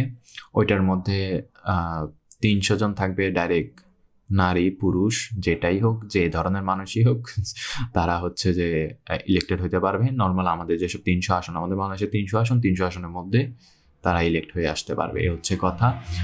আর সরি ফর দ্য নয়েজ। আর 100 আসন বেসিক্যালি আপনার হচ্ছে যে নারীদের জন্য থাকবে। এখন নারীদের জন্য অনেকে বলতে পারে যে এটা তো একদম নারীদের জন্য অনেক ভালো একটা কোটা কিন্তু না, বেসিক্যালি এটা তো একটা টুইস্ট আছে যেটা আমি বুঝতে পারছি। সেটা হচ্ছে যে আপনার ধরেন প্রত্যেকটা জেলায় বা প্রত্যেকটা নির্বাচনী এলাকায় থেকে, আমি আই গেস সকল জেলার কথা যেহেতু বলছে, আই গেস জেলাও ভিত্তিকই হবে। যেমন হচ্ছে যে ঢাকাতে ধরেন 3টা দিল, অন্যান্য বিভাগীয় শহরগুলোয় 2টা, চট্টগ্রামে 3টা, অথবা বলতে পারেন যে ঢাকায় 4টা দিল। এরকম করে ঢাকা থেকে 4 জন নিবে নারী, চট্টগ্রাম থেকে 3 জন নিবে নারী, অন্যান্য বিভাগীয় জেলা থেকে 2 জন, বড় বড় জেলা থেকে 2 জন, তারপর ছোট জেলা যেগুলো ছোট জেলা জনসংখ্যা কম, ওইগুলো থেকে 1 জন। জনসংখ্যার ভিত্তিতে করলে আগে সবচেয়ে বেশি ভালো হবে এখানে। তো এভাবে করে ওইগুলোর মধ্যে আবার নির্বাচিত হবে। যেমন হচ্ছে যে সবাই এগুলো অ্যাকচুয়ালি সবাই করবে, ডিক্লেয়ার দিবে তাদের মনোনীত প্রার্থীকে, এবং অন্যান্য সবাই ডিক্লেয়ার দিবে, এবং ওইটার মধ্যে টপ 2 জন হচ্ছে যে ওইখান থেকে সিলেক্ট হবে, এ হচ্ছে কথা। এরকমই কিছু একটা, একটু ভগ তো আরো বেশি যদি করা হয় তাহলে ভালোভাবে বুঝে যাবে। তবে একটু যা বুঝলাম যে ওদের মধ্যে নির্বাচন হবে, এমন না যে ডাইরেক্ট আমি চাইলাম, ধরেন বিএনপি চাইলেও যে এরা নমিনেশন করে এরা সংসদে পাঠিয়ে দিতে, এমন হবে না। তাদের মধ্যেও নির্বাচন হবে, আর নির্বাচনের টপ যে 2জন থাকবে ওই 2জন হচ্ছে যে ধরেন একটা জেলা থেকে যাবে, ঢাকা থেকে 4জন যাবে, এই হচ্ছে কথা। তাদের মধ্যেও নির্বাচন হবে সরাসরি ভোটে আর কি। রাজনৈতিক দলগুলো নিম্নকক্ষের মোট আসনের ন্যূনতম 10% আসন তরুণ তরুণীদের মধ্যে থেকে প্রার্থী মনোনীত করবে। মানে ন্যূনতম ধরেন মোট আসনের, অর্থাৎ আমি যদি 350 আসন ধরি, সরি 350 আসন কেন, 400 আসন, ঠিক আছে, 400 আসন ধরলে আপনার প্রায় ধরে নিতে পারেন যে 40টা আসন এর জন্য তরুণরা হচ্ছে করবে, নির্বাচন করবে। গ্রেট থিং, 40টা আসন তাদেরকে ছাড়তে হবে তরুণদের জন্য, ঠিক আছে। আই গেস এটা একটা ভালো দিক হয়েছে, তরুণ তরুণীদের জন্য একটা সুযোগ, অনেক বড় সুযোগ। কারণ একটা জিনিস দেখা গেলে, যে দেশের তরুণ তরুণীরা দেশ নিয়ে ভাবে ওই দেশটা সবচেয়ে বেশি উন্নত হয় বেসিক্যালি। আচ্ছা, সংসদীয় নির্বাচন প্রতিদ্বন্দ্বিতা করার ন্যূনতম বয়স কমিয়ে 21 বছর। ওয়াও, এত কম, 21 বছর, বাহ। কিন্তু আই গেস এটার মধ্যে একটা টুইক করা প্রয়োজন, একটু মডিফাই করা প্রয়োজন। যেমন হচ্ছে যে এখানে আমাদের ফ্লোর দিয়ে দিছে, আমাদেরকে একটা বটমও দিতে, টপও দিতে হবে। যেমন এটা হচ্ছে ধরেন 21 বছর, এটা আমরা দিলাম যে ধরেন 26 বছর অথবা 25 বছর দিলাম, তাহলে এটার মধ্যেই হচ্ছে যারা হবে তারাই তরুণ। অনেকে বলতে পারে ধরেন 31 বছরে একজন দিয়ে বলবে এটা তরুণ, তো বেসিক্যালি এটা হবে না। তো তাদেরকে এরকম একটা রেশিও মেনটেন বা একটা বাউন্ডারি মেনটেন করতে হবে যে তারা তরুণ ভোট করতে হলে। তো আই গেস এটা হালকা একটু অ্যাড করে ওইখানে একটা আপার বাউন্ডারি দিয়ে দেওয়া উচিত আর কি। আচ্ছা, তো নিম্নকক্ষে 2জন ডেপুটি স্পিকার থাকবেন, যাদের মধ্যে একজন বিরোধী দল থেকে মনোনীত হবেন। ওকে, এখান থেকে তাহলে বলা যায় যে 2জন ডেপুটি স্পিকার থাকবেন, একজন অবশ্যই সরকার দল থেকে যে গঠন করবে, সংসদ গঠন করবে, অথবা সংসদ না, বেসিক্যালি সরকার গঠন করবে ওইখান থেকে, আর একজন হচ্ছে বিরোধী দল থেকে। ওকে, এটা ভালো দিক। তারপরে একজন সংসদ সদস্য একই সাথে নিম্নলিখিত একটির বেশি পদে অধিষ্ঠিত হতে হবেন না: প্রধানমন্ত্রী, সংসদ নেতা, রাজনৈতিক দলের প্রধান। ওকে, এটা একটা ভালো দিক। আই গেস এটা একটা ভালো জিনিস বলছে যে ধরেন আমরা যদি বলি যে তারেক জিয়া যদি প্রধানমন্ত্রী হন, তাহলে তিনি কিন্তু লিডার অফ দ্য হাউস হইতে পারবেন না, ঠিক আছে। তারেক জিয়াকে অবশ্যই প্রধানমন্ত্রী হলে এটা করা হচ্ছে যে তারেক জিয়া মানে কি বলে এটাকে, আপনার নিম্নকক্ষের সদস্য হতে হবে। তো নিম্নকক্ষে উনি আবার কিন্তু লিডার অফ দ্য হাউস হইতে পারবেন না, ঠিক আছে, লিডার অফ দ্য। এবং এটা কিন্তু আই গেস অপোজিশনের ক্ষেত্রেও সেম, যে ওই অপোজিশনের ক্ষেত্রে প্রধানমন্ত্রী তো অবশ্যই হবে না, অপোজিশনের ক্ষেত্রে নিচের 2টা। যেমন কেউ যদি ধরেন আওয়ামী লীগ অথবা জামাতে শফিকুর রহমান যদি তাদের সংসদ নেতা হন, তাহলে কিন্তু তিনি আমির হইতে পারবেন না, এ হচ্ছে কথা। অথবা যদি আমির থাকেন, তাহলে কিন্তু নিম্নকক্ষে তিনি লিডার অফ দ্য অপোজিশন হইতে পারবেন না, এই হচ্ছে কথা। আর উপরেরটা তো বললামই। তাহলে তিনটা একসাথে হইতে পারবে না, তিনি কখনোই সংসদ নেতা হইতে পারবে না, লিডার অফ দ্য অপোজিশন অথবা লিডার অফ দ্য কি বলে, আরে ইংলিশটা বলে গেছি, অর্থাৎ সংসদ নেতা যেটাকে বলে আর কি। মানে ধরেন যে সরকারের যে ক্ষমতা আছে ওইটার হচ্ছে লিডার থাকবে একজন, সেটা হচ্ছে যে থাকবে, নিম্নকক্ষে থাকবে, উনি প্রধানমন্ত্রী হইতে পারবেন না, আদার দেন প্রধানমন্ত্রী। আবার উনি কিন্তু আবার রাজনৈতিক দলের প্রধান হইতে পারবেন না, ওই রাজনৈতিক দলের, এ হচ্ছে কথা। আই গেস আমি আপনাদেরকে বোঝাতে পারছি। অর্থ বিল ব্যতীত নিম্নকক্ষের সদস্যরা তাদের মনোনয়নকারী দলের বিপক্ষে ভোট দেওয়ার পূর্ণ ক্ষমতা থাকবে। ভাই, এটা কিন্তু আসলে অনেক ভালো বলছে। যেমন অনেক ক্ষেত্রে হয় কি, আমাদের সংসদের ক্ষেত্রে যে একটা ব্যক্তি তার অবশ্যই নিজের একটা চিন্তাধারা থাকে, কিন্তু আমাদের মানে কি বলে, আমাদের সংবিধান এমনভাবে এটাকে করে রাখছে যে তুমি নিজের কোনো অধিকার, মানে নিজের কোনো ভোট দেওয়ার যে অধিকার আছে সেগুলোর নামমাত্র অধিকার, তোমার ভোট আসলে কাউন্টই হয় না, এ হচ্ছে কথা। মানে ওই দল যদি বলে যে আমরা এই মানে ধরেন এই চুক্তি অথবা এই আইনকে সমর্থন করি, তাহলে তাকে হ্যাঁ ভোট দিতে হবে, সে না ভোট দিতে পারবে না। যদি না ভোট দেয়, তার সংসদ সদস্য মানে যে আছে, পজিশনে আছে, সেটা বাতিল হয়ে যাবে, তাকে দল থেকে বহিষ্কার করা হবে। এ হচ্ছে কথা। দল থেকে বহিষ্কার করা হবে, সেটা দলের ম্যাটার, সেটা না, তবে তার সংসদ সদস্য পদ বাতিল হয়ে যাবে।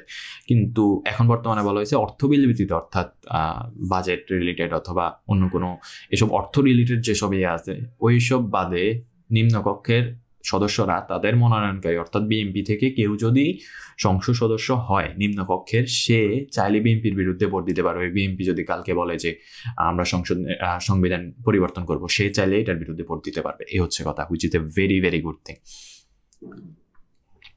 আইনসভা স্থায়ী কমিটিগুলোর সভাপতি সবসময় বিরোধী দলীয় সদস্যদের মধ্যে মনোনীত হবে। ওকে, আইনসভার বিভিন্ন স্থায়ী কমিটি থাকে, বিভিন্ন রিলেটেড স্থায়ী কমিটি থাকে। কেউ ধরেন স্থানীয় সরকার মেনটেন করে, কেউ আইন মেনটেন করে, কেউ এটা মেনটেন করে, ওইটা মেনটেন করে। এভাবে বিভিন্ন ধরনের স্থায়ী কমিটিগুলো থাকে, যারা সংসদের মধ্যকার একটা হচ্ছে যে বিষয়াবলী দেখে অথবা এই রিলেটেড জিনিসপত্র দেখে। তো ওইগুলার সভাপতি সবসময় বিরোধী দল থেকে হবে। আপনার সদস্য থাকতে পারবে সরকার দলীয়, বাট যে সভাপতি হবেন তিনি বিরোধী দল থেকে হবেন। ভালো ভালো ভালো, আমার কাছে তো মনে হচ্ছে খুবই ভালো। নিম্নকক্ষের এর থেকে ভালো আসলে বাংলাদেশে হওয়া যায় না, আমি বলবো না, তবে মানে অনেক ভালো। বেসিক্যালি এটাই বলতে চাই যে অনেক ভালো করছে এটা। আচ্ছা, উচ্চকক্ষে মোট 105টি আসন জন সদস্য মনোনীত হবে। আচ্ছা, 100 জন সদস্য জাতীয় সংসদ প্রদত্ত ভোটের মোট সংখ্যানুপাতিক নির্ধারিত হবেন। রাজনৈতিক দলগুলো সংখ্যা প্রতিনিধিত্ব করে পদ্ধতির ভিত্তিতে উচ্চকক্ষের মনোনয়নের জন্য সর্বোচ্চ 100 জন প্রার্থী মনোনয়ন দিতে পারবে। এই 100 জন প্রার্থীর মধ্যে কমপক্ষে 5 জন আইন দ্বারা নির্ধারিত পদ্ধতিতে সামাজিক ও অনগ্রসর সম্প্রদায়ের প্রতিনিধিত্ব করবে এবং অবশিষ্ট 5টি আসন পূরণের জন্য রাষ্ট্রপতি নাগরিকদের মধ্য থেকে এখানে একটা টাইপিং এরর আছে, যদি নাও হয় তারপরে আমি আপনাদেরকে বেসিক্যালি বলতেছি এটার মানে কি। সেটা হচ্ছে টোটাল 100 5টা আসন থাকবে সিনেটে। 105টা আসন থাকবে সিনেটে। ওইটার মধ্যে 5 জন, আমি যদি আলাদাভাবে ধরি, 5 জন হচ্ছে ডাইরেক্ট প্রেসিডেন্টস অর্ডারে তারা হবে, প্রেসিডেন্ট অর্ডারে তারা মনোনীত হবে। এবং এরা কারা? এরা হচ্ছে না যারা কোনো কক্ষেরই সদস্য কিংবা রাজনৈতিক দলের সদস্য নন। এরা কারা? এরা হচ্ছে আমি বলতে পারি যে সমাজের যারা আসলে ভালো কাজ করে, যারা আসলে কোনো কক্ষের সদস্য না, কোনো সংসদের সদস্য না, তারা, অথবা বলতে পারেন যে কোনো রাজনীতির সাথেও জড়িত না, তারা জাস্ট ইন্টেলেকচুয়াল আর সমাজের অনেক ভালো কাজ করছে, তাদের রাষ্ট্রপতি মনোনীত করতে পারবে। অর্থাৎ 5 জন রাষ্ট্রপতির প্রতি রিজার্ভ হয়ে গেল। আচ্ছা, তো এখানে যে সংখ্যানুপাতিকভাবে বলছে, ধরেন এখানে পরবর্তীতে আমরা যদি কোনো রাজনৈতিক দলকে সংখ্যানুপাতিক প্রতিনিধিত্বের ভিত্তিতে উচ্চকক্ষের প্রতিনিধিত্বের যোগ্য হতে হলে জাতীয় সংসদে নির্বাচন প্রদত্ত ভোটের অন্তত 1% নিশ্চিত করতে হবে। অন্তত 1% তাকে পাইতে হবে, ঠিক আছে? যে যদি 1% না পায়, ধরেন 100টা সিট, রাইট? 100টা সিট, তো 100টা সিটের মধ্যে সে যদি হচ্ছে যে 1%ও না পায়, তাহলে তো তার একটা সিটও হয় না। আমি যদি পার্সেন্টেজ ওয়াইজ হিসাব করি, সে 1% না পাইলে সে একটা সিটও ডিজার্ভ করে না। এখন ধরেন বিএনপি ধরেন আপনার 39 জন হচ্ছে 39% হচ্ছে ভোট পাইছে, ভোট কাস্টের টোটাল ভোট কাস্টের মধ্যে 39% ভোট পাইছে, 49% ভোট পাইছে। তো এটার হিসাব করলে বিএনপি টোটাল 49 জনকে সে নমিনেট করতে পারবে উচ্চকক্ষের জন্য, ঠিক আছে? আর এখানে বলছে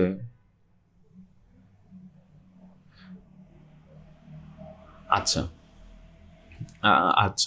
এখানে টোটাল এখন যদি কেউ যদি ধরেন 100% ভোট পায়, তাহলে তার পুরো সে 100% ভোট পাইলে তার 100টা সিট 100টা হয়ে তার হয়ে যাবে।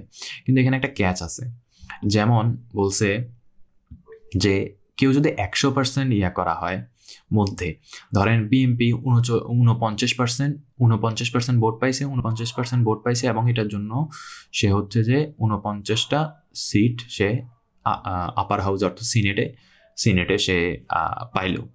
এখন এটার মধ্যে তাকে কিন্তু মাস্ট ন্যূনতম 5 জন এমন হচ্ছে যে মানুষকে ইয়ে করতে হবে, ন্যূনতম 5 জন এমন মানুষকে নমিনেট করতে হবে যারা হচ্ছে যে সামাজিক অর্থনৈতিকভাবে অনগ্রসর সম্প্রদায়ের প্রতিনিধিত্ব করবে। যেমন হচ্ছে যে ধরতে পারেন যে চাকমাদের মধ্যে কেউ একজন, উপজাতিদের মধ্যে কেউ একজন, গারোদের মধ্যে থেকে কেউ একজন, অথবা সেন্ট মার্টিন প্রবাসী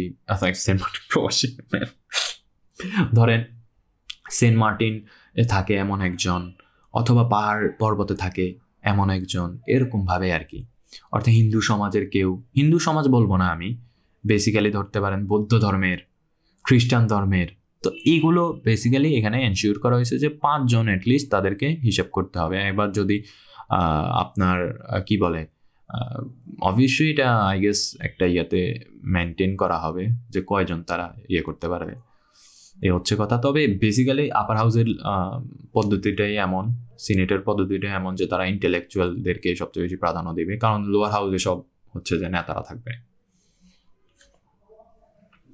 আচ্ছা,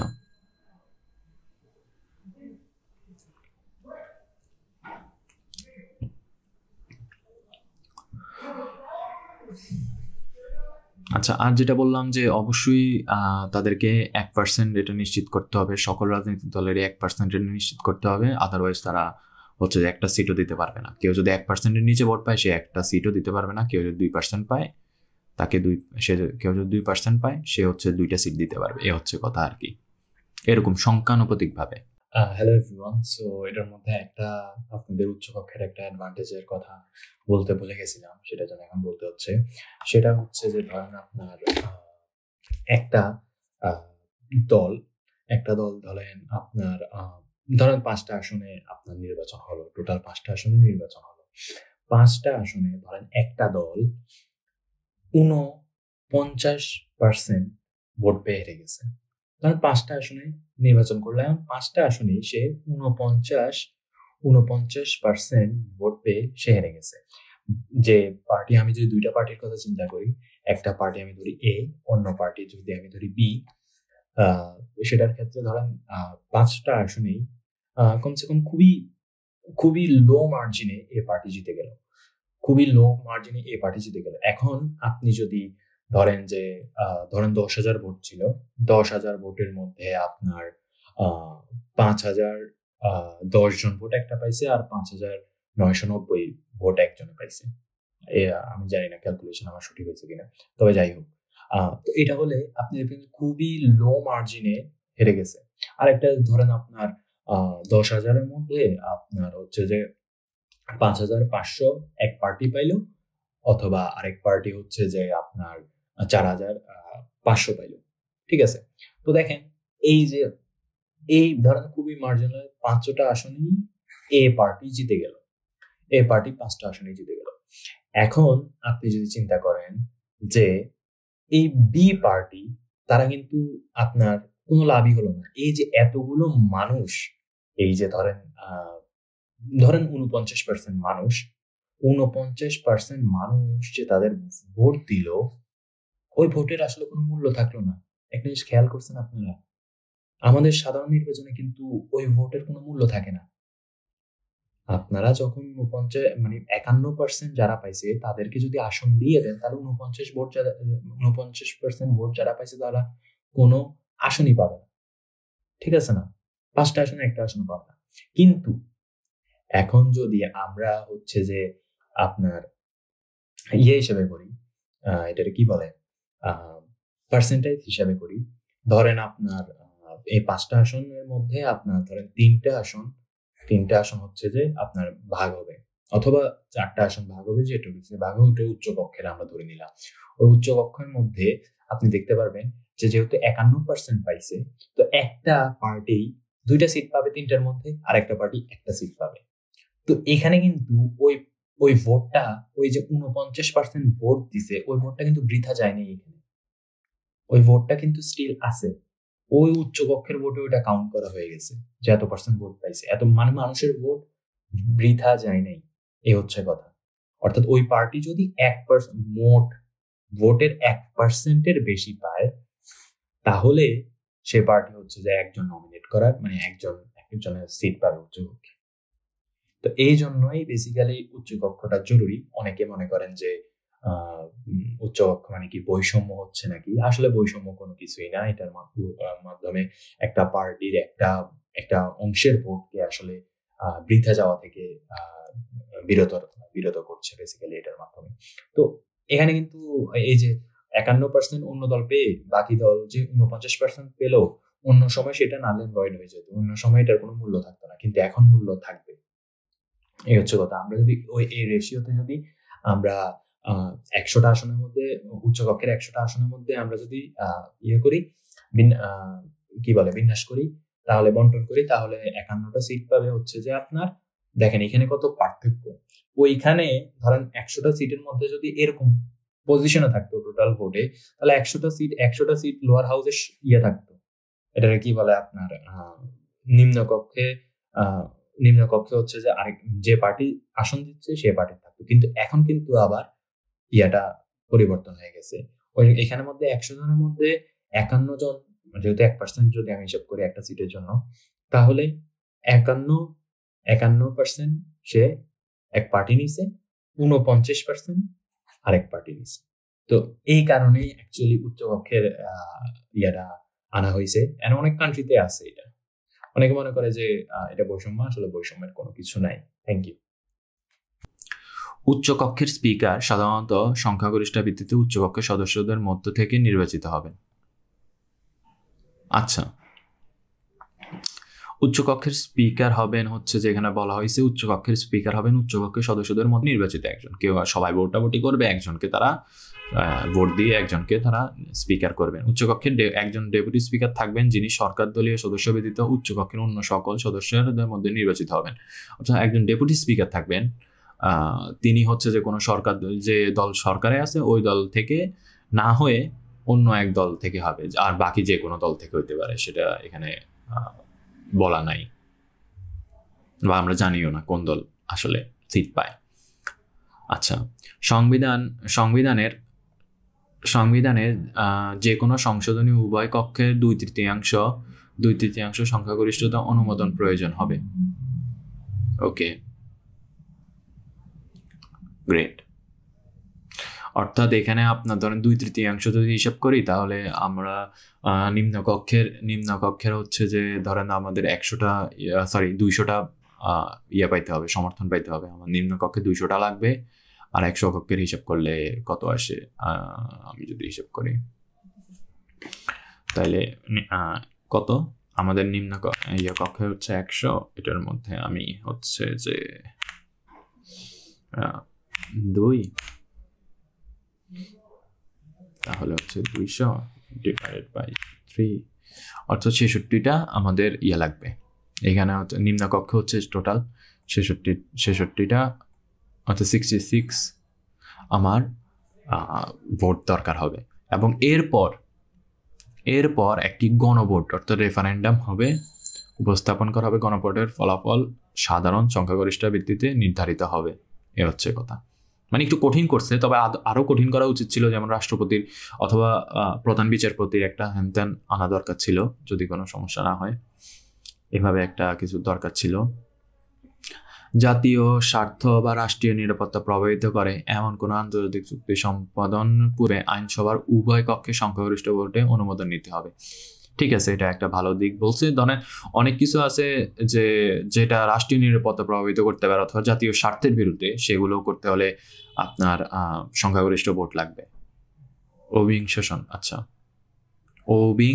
অভিশংসন, ভাই যে কঠিন ওয়ার্ড ইউজ করে এরা। রাষ্ট্রদ্রোহ, গুরুতর অসদাচরণ, সংবিধান লঙ্ঘনের জন্য রাষ্ট্রপতিকে অভিশংসন করা যাবে। নিম্নকক্ষ অভিশংসন প্রস্তাবটি পাশ করার পর তা উচ্চ কক্ষে যাবে, সেখানে শুনানির মাধ্যমে অভিশংসন প্রক্রিয়া সম্পন্ন হবে। অর্থাৎ রাষ্ট্রপতিকেও আমরা ডিসমিস করতে পারবো চাইলে, সেটা ফার্স্টলি নিম্ন কক্ষ থেকে উপরে কক্ষে যাবে, তারপর সেটা হিসেব করা হবে ভোটের মাধ্যমে।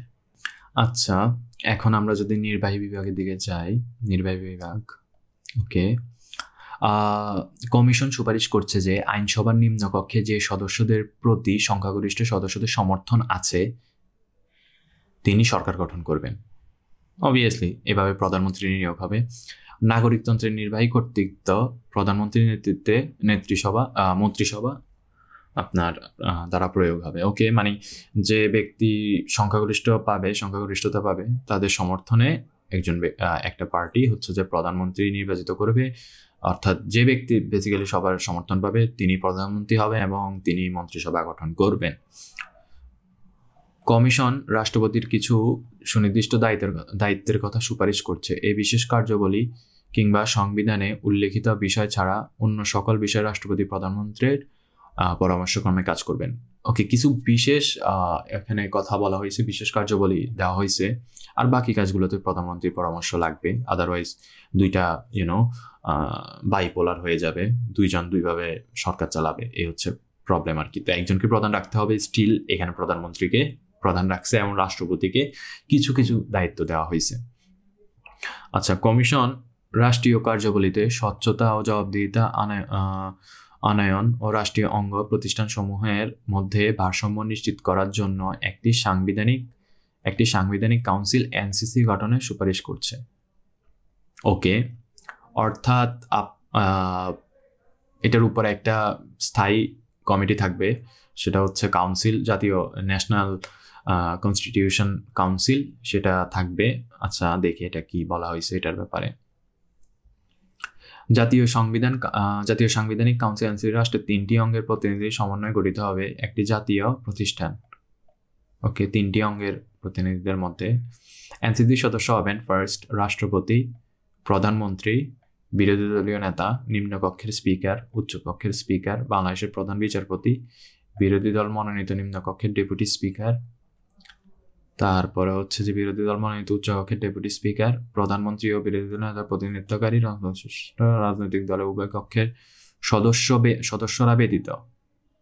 ওকে, আইনসভার উভয় কক্ষের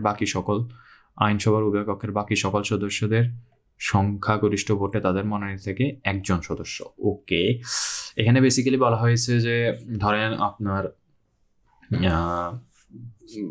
বাকি এখানে বুঝছেন ডেপুটি স্পিকার, বিরোধী দল মনোনীত উচ্চকক্ষের ডেপুটি স্পিকার পর্যন্ত তো আই গেস সবাই বুঝছেন।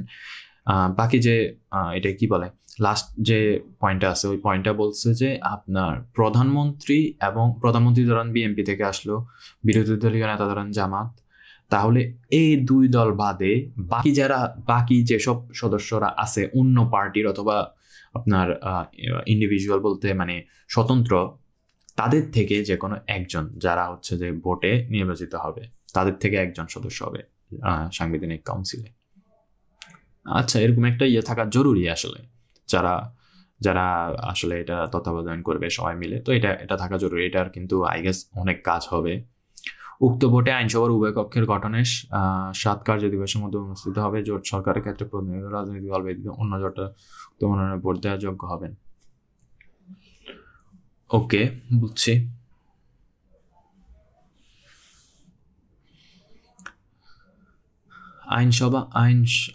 আইনসভা ভেঙে গেলেও অন্তর্বর্তী সরকারের প্রধান উপদেষ্টা শপথ না নেওয়া পর্যন্ত বিদ্যমান এনসিসি সদস্যরা কর্মরত থাকবেন।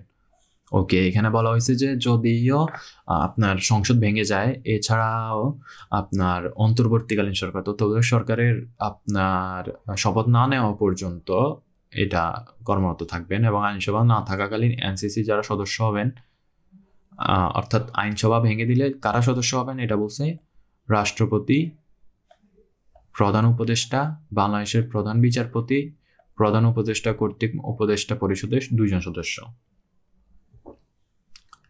এনসিসি নিম্নলিখিত পদে নিয়োগের জন্য রাষ্ট্রপতির কাছে নাম প্রেরণ করবে, নির্বাচন কমিশনার প্রধান সহ অন্যান্য কমিশনার। ওকে, মানে এখানে আগে তো ওরা হচ্ছে যে রাষ্ট্রপতি যারা চাইতো তারা দিয়ে দিত, তারপর প্রধানমন্ত্রী যারা চাইতো তারা দিয়ে দিত, কিন্তু এখন তা হবে না। ঠিক আছে, এখন তা হবে না। সেটা নাম প্রেরণ করবে কার? অ্যাটর্নি জেনারেল, অতিরিক্ত জেনারেল, এদের নাম সরকারি কর্ম কমিশনার প্রধান সহ অন্যান্য কমিশনার, দুর্নীতি কমিশনার, মানবাধিকার কমিশনার, প্রধান স্থানীয় সরকার কমিশনার, প্রতিরক্ষা বাহিনী সমূহের প্রধান। তাহলে আজিজের মতো আমরা মানুষ পাবো না আর কি। তারপরে এই আইন দ্বারা সরি, আইন দ্বারা নির্ধারিত অন্য কোনো পদে নিয়োগ যারা বেসিক্যালি ইম্পর্টেন্ট তাদের জন্য। রাষ্ট্রপতি মেয়াদ হবে 4 বছর। রাষ্ট্রপতির মেয়াদ হবে 4 বছর। রাষ্ট্রপতি সর্বোচ্চ 2বারের বেশি অধীনস্থ থাকতে পারবেন না। বুঝছি, মানে কেউ হাইস্ট 2বার পারবে, এরপর আর পাবে না। এইটার ক্ষেত্রে আমার কাছে মনে হয় যে এটা খুবই ভালো একটা দিক। একটা দেশে এরকমই হওয়া উচিত। আদারওয়াইজ একজনেই থাকতে অ্যান্ড আমি ড্যাম শিওর প্রধানমন্ত্রীর ক্ষেত্রে এই নিয়মটা করবে। এখন আমি পড়ছি যে প্রধানমন্ত্রীর ক্ষেত্রে এই নিয়মটা করবে বা করছে, লেখা আছে। এবং বাংলাদেশের রাজনৈতিক দলগুলা এটা সরানোর জন্য দুনিয়া উল্টে ফেলবে, এ হচ্ছে কথা। কারণ সবগুলা তো, আচ্ছা যাই হোক। রাষ্ট্রপতি নির্বাচক মণ্ডলী ইলেকটোরাল কলেজ সংখ্যাগরিষ্ঠ ভোটে নির্বাচিত হবে। নিম্নলিখিত ভোটারদের সমন্বয়ে নির্বাচক মণ্ডলী গঠিত হবে। আইনসভার একটি করে ভোট। প্রতিটি জেলা সমন্বয় কাউন্সিল সমষ্টিভাবে একটি করে ভোট। ওকে। প্রতিটি সিটি কর্পোরেশন সমন্বয় কাউন্সিল একটি করে ভোট। ওকে।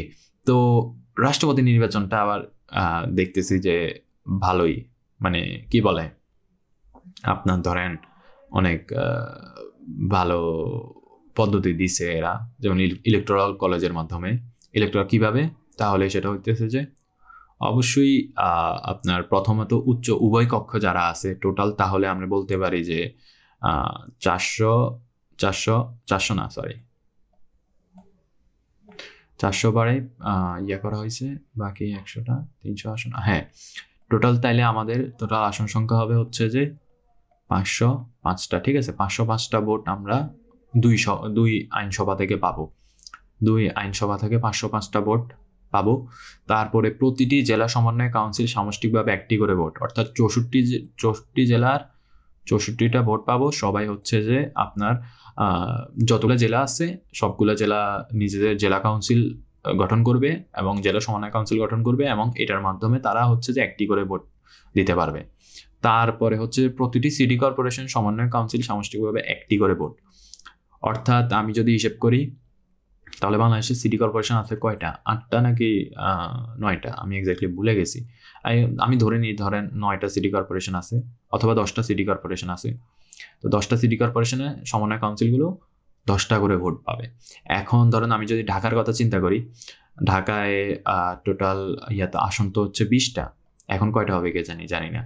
তবে আমি যদি ওইগুলোর কথা বাদ দিই, সংসদের আসনের কথাগুলো বাদ দিই, তাহলে ঢাকায় অবশ্যই জেলা হিসাবে ঢাকা একটা পাবে। ঠিক আছে, জেলা হিসাবে ঢাকা একটা ভোট পাবে।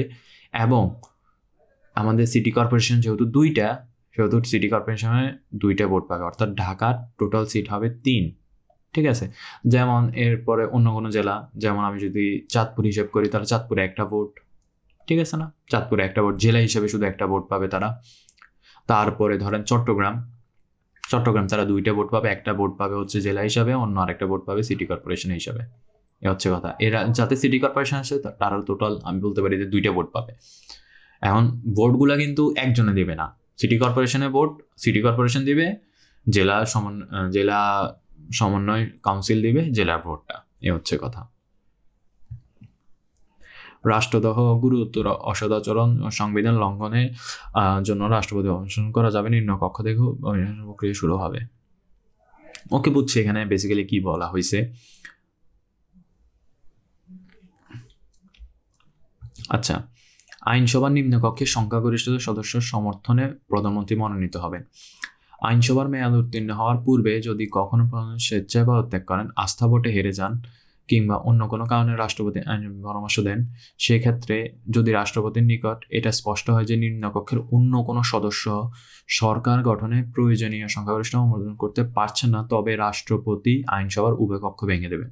ওকে, উভয় পক্ষ ভেঙে দেবেন যদি পদত্যাগ করার পর অন্য কোনো পার্টি যদি না পায়, সরকার গঠন করার জন্য সংখ্যাগরিষ্ঠতা না অর্জন করতে পারে। অর্থাৎ কি বলে আপনার হচ্ছে 400 আসনে যদি 200 আসন প্লাস না হয় তাহলে তারা প্রবলেমে পড়বে। এই হচ্ছে কথা। একজন ব্যক্তি প্রধানমন্ত্রী হিসেবে সর্বোচ্চ 2বার দায়িত্ব পালন করতে পারবে। তিনি একাদিক্রমে 2 বা অন্য যে কোনো পদে না হন না কেন এ বিধান সমভাবে প্রযোজ্য হবে। ওকে, আচ্ছা, মানে যদি বিভিন্ন দল থেকে হয় অথবা অন্য কোনোভাবেও প্রধানমন্ত্রী হয়, সে 2বার থেকে বেশি হতে পারবে না। প্রধানমন্ত্রী থাকা অবস্থায় তিনি কোনো রাজনৈতিক দলের প্রধান ও সংসদ নেতা অধিষ্ঠিত হতে পারবেন না, যেটা আগে বলছি আমি। আচ্ছা, কমিশন আইনসভা শেষ হওয়ার পর্বে কিংবা আইনসভা ভেঙে দিলে পরবর্তী সরকার শপথ না নেওয়া পর্যন্ত একটি অন্তর্বর্তীকালীন সরকার সুযোগ সুবিধা থাকবে। এই সরকারের প্রধান হবে প্রধান উপদেষ্টা। আইনসভার মেয়াদ শেষ হওয়ার 15 দিন পূর্বে অর্থাৎ আইনসভা ভেঙে দিলে পরবর্তী অনন্য 15 দিনের মধ্যে সুন্দর করতে হবে। প্রধান উপদেষ্টা সর্বোচ্চ 15 সদস্য বিশিষ্ট একটি উপদেষ্টা পরিষদের মাধ্যমে কার্য পরিচালনা করবেন। অন্তর্বর্তীকালীন সরকারের সর্বোচ্চ মেয়াদ হবে 90 দিন। যদি তারা এর আগে অনুষ্ঠিত হয় তবে নতুন সরকারের প্রধানমন্ত্রী শপথ নেওয়ার গ্রহণ মাত্র এই সরকারের মেয়াদ অবসান ঘটবে। ওকে, আমরা বুঝছি এটা। তারপর প্রধান উপদেষ্টা কি কি থাকতে হবে এটা বলা হয়েছে যে কমিশন সুপারিশ করছে যে ওকে, এনসিসির 9 সদস্যদের মধ্যে ন্যূনতম 7 সদস্যের সিদ্ধান্তে সদস্য ব্যতীত নাগরিকদের মধ্যে হতে একজন গ্রহণযোগ্য ব্যক্তি প্রধান উপদেষ্টা হিসেবে নিয়োগপ্রাপ্ত হবেন। ওকে, যদি এই অনুচ্ছেদ দ্বারা সম্ভব না হয় তাহলে সকল অপশনরত বিচারপতি ও আপিল বিভাগের মধ্যে কেউ একজন গ্রহণযোগ্য এনসিসির মধ্যে 6 সদস্যের প্রধান উপদেষ্টা হিসেবে নিয়োগপ্রাপ্ত হবেন। আচ্ছা আচ্ছা, যদি যদি এটাও সম্ভব না হয় তাহলে এনসিসি সকল সর্বসম্মত সিদ্ধান্ত অনুযায়ী রাষ্ট্রপতি প্রধান উপদেষ্টা হিসেবে দায়িত্ব গ্রহণ করবেন। আচ্ছা, তারপর উপরে উল্লেখিত অনুচ্ছেদ অনুযায়ী যদি তাও না হয়, বাংলাদেশের অবসরপ্রাপ্ত প্রধান বিচারপতি যিনি সর্বশেষ অবসর প্রাপ্ত হয়েছেন তার মধ্য থেকে প্রধান উপদেষ্টা তিনি নির্বাচিত হবেন। এটা না হলে আই গেস পরবর্তীতে একইভাবে না পাওয়া যায় অথবা অসম্মত হন। আচ্ছা, এর মানে হচ্ছে যে যদি একদম লেটেস্ট যিনি রিটায়ারমেন্ট হয়েছে তিনি যদি না সম্মত হন প্রধান উপদেষ্টা হওয়ার জন্য, তাহলে এর আগে যিনি হয়েছেন তাকে, এরপর না হলে এর আগে যিনি হয়েছেন তাকে, এভাবে চলতে থাকবে। যদি বিচারপতিদের মধ্যে কেউ যদি না হয় তাহলে আপিল বিভাগে যেসব বিচারকগণ আছেন তারা কেউ একজন হবেন। এভাবে চলতে থাকবে আই গেস। হ্যাঁ, এভাবেই চলতে থাকবে। এদের মধ্যেও না হলেও সেম প্রসেস, বিচারকদের মধ্যে যে প্রসেসটা হয়েছে লেটেস্ট যারা করছে, এই লেটেস্ট না হলে এর আগে যিনি করছে তিনি এরকম ভাবে মানে পিছনে দিকে যেতে থাকবে। এই হচ্ছে কথা। ঠিকই আছে আই গেস, খুব ভালোভাবে বলছে সবকিছু। আচ্ছা, সুপ্রিম কোর্ট কমিশন উচ্চ আদালতে বিকেন্দ্রীকরণ, দেশের সকল বিভাগে হাইকোর্টের বিভাগ সমান এখতিয়ার, হাইকোর্টে স্থায়ী আসন প্রত্যাবর্তনের সুপারিশ করছে। আপিল বিভাগ আসন রাজধানীতেই থাকবে, আপিল বিভাগের আসন রাজধানীতেই থাকবে। ওকে, ফাইন। সুপ্রিম কোর্টের বিচারক নিয়োগ একটি স্বাধীন বিচার বিভাগে নিয়োগ কমিশন, জুডিশিয়াল অ্যাপয়েন্টমেন্ট কমিশন থাকবে। এর প্রধান বিচারপতি। ওকে, আচ্ছা, তিনি থাকবেন প্রধান এই কমিশনের। তারপর আপিল বিভাগের পরবর্তী 2 জন সিনিয়র, এনারা থাকবেন সদস্য। হাইকোর্ট বিভাগের জ্যেষ্ঠতম 2 জন বিচারপতি, এরা থাকবে সদস্য। অ্যাটর্নি জেনারেল, একজন নাগরিক সংসদের উচ্চ কক্ষ কর্তৃক মনোনীত। ওকে, তো এখানে টোটাল তাহলে কয়জন? 1 2 3 4 5 6 7, টোটাল 7 জন থাকবে। 7 জনের মধ্যে একজন হচ্ছে আপার হাউস থেকে আসবে, আর বাকিরা সবাই বিচার বিভাগ থেকে আসবে। আগে কিন্তু এগুলো অনেক কমপ্লিকেটেড ছিল। কমপ্লিকেটেড বলবো না, আমি বলবো যে মানে প্রধানমন্ত্রী এভাবে চাইছে, এটা হয়ে গেছে। রাষ্ট্রপতি এভাবে চাইছে, মানে রাষ্ট্রপতি এইভাবে চায়নি, প্রধানমন্ত্রী চাইছে, সে রাষ্ট্রপতিকে ম্যানেজ করে ফেলছে। এই হচ্ছে কথা। এখন কিন্তু জিনিসগুলা অনেক টাফ করে দিছে, অনেক করে দিচ্ছে, যেটা ভালো, দেশের জন্য ভালো। সুপ্রিম কোর্টের বিচারক হওয়ার জন্য উপযুক্ত জ্ঞান, দক্ষতার অধিকারের পাশাপাশি সততা ও সত্যনিষ্ঠার শর্ত অন্তর্ভুক্ত করার প্রস্তাব করেছে। আপিল বিভাগের বিচারকদের মধ্যে সর্বোচ্চ জ্যেষ্ঠ প্রধান বিচারপতি হিসেবে নিয়োগ প্রদানকে প্রাতিষ্ঠানিকরণ একটি বিধান প্রয়োজন। অর্থাৎ প্রধান বিচারপতি কি হবেন? তিনি আপিল বিভাগের সর্বোচ্চ অর্থাৎ তিনি মোস্ট সিনিয়র, তিনি হবেন প্রধান বিচারপতি। আই ডোন্ট নো, এটার সাথে আমি এগ্রি করি না, এ ব্যাপারে আমার একটু কম জানি। সুপ্রিম জুডিশিয়াল কাউন্সিল বহাল থাকবে। সুপ্রিম জুডিশিয়াল কাউন্সিলের প্রেরণে ক্ষমতা রাষ্ট্রপ্রধানের পাশাপাশি জাতীয় সাংবিধানিক কাউন্সিল এর থাকবে। ওকে, প্রেরণের ক্ষমতা। অভিযোগ ওকে, অভিযোগ হচ্ছে যে এর এনসিসিও দিতে পারবে এটার মাধ্যমে। কমিশন বিচার বিভাগকে পূর্ণ আর্থিক স্বাধীনতা দিবে। পরিবর্তে স্থানীয় আদালত ব্যবহার প্রস্তাব করছে। ওকে, অধীনস্থ আদালতের বদলে স্থানীয় আদালত। তারপর কমিশন সুপারিশ করছে যে স্থানীয় আদালতে বিচার বিভাগীয় কর্মকর্তাদের নিয়োগ, পদায়ন, ছুটি, শৃঙ্খলা ও সুপ্রিম কোর্টের কাছে ন্যস্ত থাকবে। স্থানীয় আদালত তাহলে সুপ্রিম কোর্টের আন্ডারে থাকবে, এটাই বোঝাচ্ছে। এবং এই লক্ষ্যে সুপ্রিম কোর্টের তত্ত্বাবধানে একটি বিচারিক সচিবালয় প্রতিষ্ঠার সুপারিশ করছে।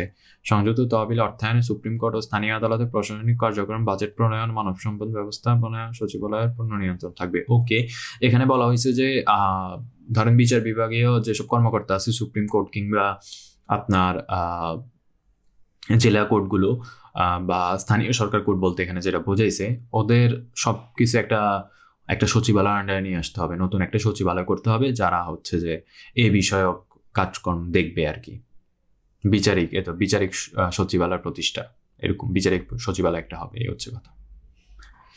আচ্ছা, কমিশন সকল স্থানীয় সরকার প্রতিষ্ঠানের আর্থিক ব্যবস্থাপনা এবং আইন দ্বারা নির্ধারিত সকল কাজ সম্পাদনের ক্ষেত্রে সম্পূর্ণ কার্যকরী স্বায়ত্তশাসন নিশ্চিত করার সুপারিশ করছে। অর্থাৎ তাদের স্বায়ত্তশাসন থাকবে, তারা যেভাবে চায় সেভাবে করতে পারবে। জাতীয় পরিকল্পনা বাস্তবায়নের কর্মসূচি অংশ না হলে স্থানীয় পর্যায়ে সকল উন্নয়ন কাজের উপর স্থানীয় সরকার প্রতিষ্ঠানের সম্পূর্ণ আর্থিক নিয়ন্ত্রণ ও বাস্তবায়নের কর্তৃত্ব থাকবে। অর্থাৎ যদি না এটা কোনো মানে মেগা, আমরা যে বলি না যে জাতীয় পরিকল্পনার আন্ডারে না থাকে ওই জিনিসটা, তাহলে ওই স্থানীয় পর্যায়ের যে প্রতিষ্ঠান আছে, অর্থাৎ যে পৌরসভা আছে, যে সিটি কর্পোরেশন আছে, তার সম্পূর্ণ অধিকার আছে তার আর্থিক নিয়ন্ত্রণের। অর্থাৎ সে নিজে ইচ্ছে চাইলেই যেভাবে করতে পারবে। অবশ্যই মানে যেমন দুর্নীতি করতে পারবে না, কিন্তু তারপরেও তার কিভাবে সে তার স্থানীয় অঞ্চলকে এসে উন্নত করবে সেটা তার উপর ডিপেন্ড করে, কিভাবে কি বাস্তবায়ন করবে সেটা তার উপর ডিপেন্ড করবে।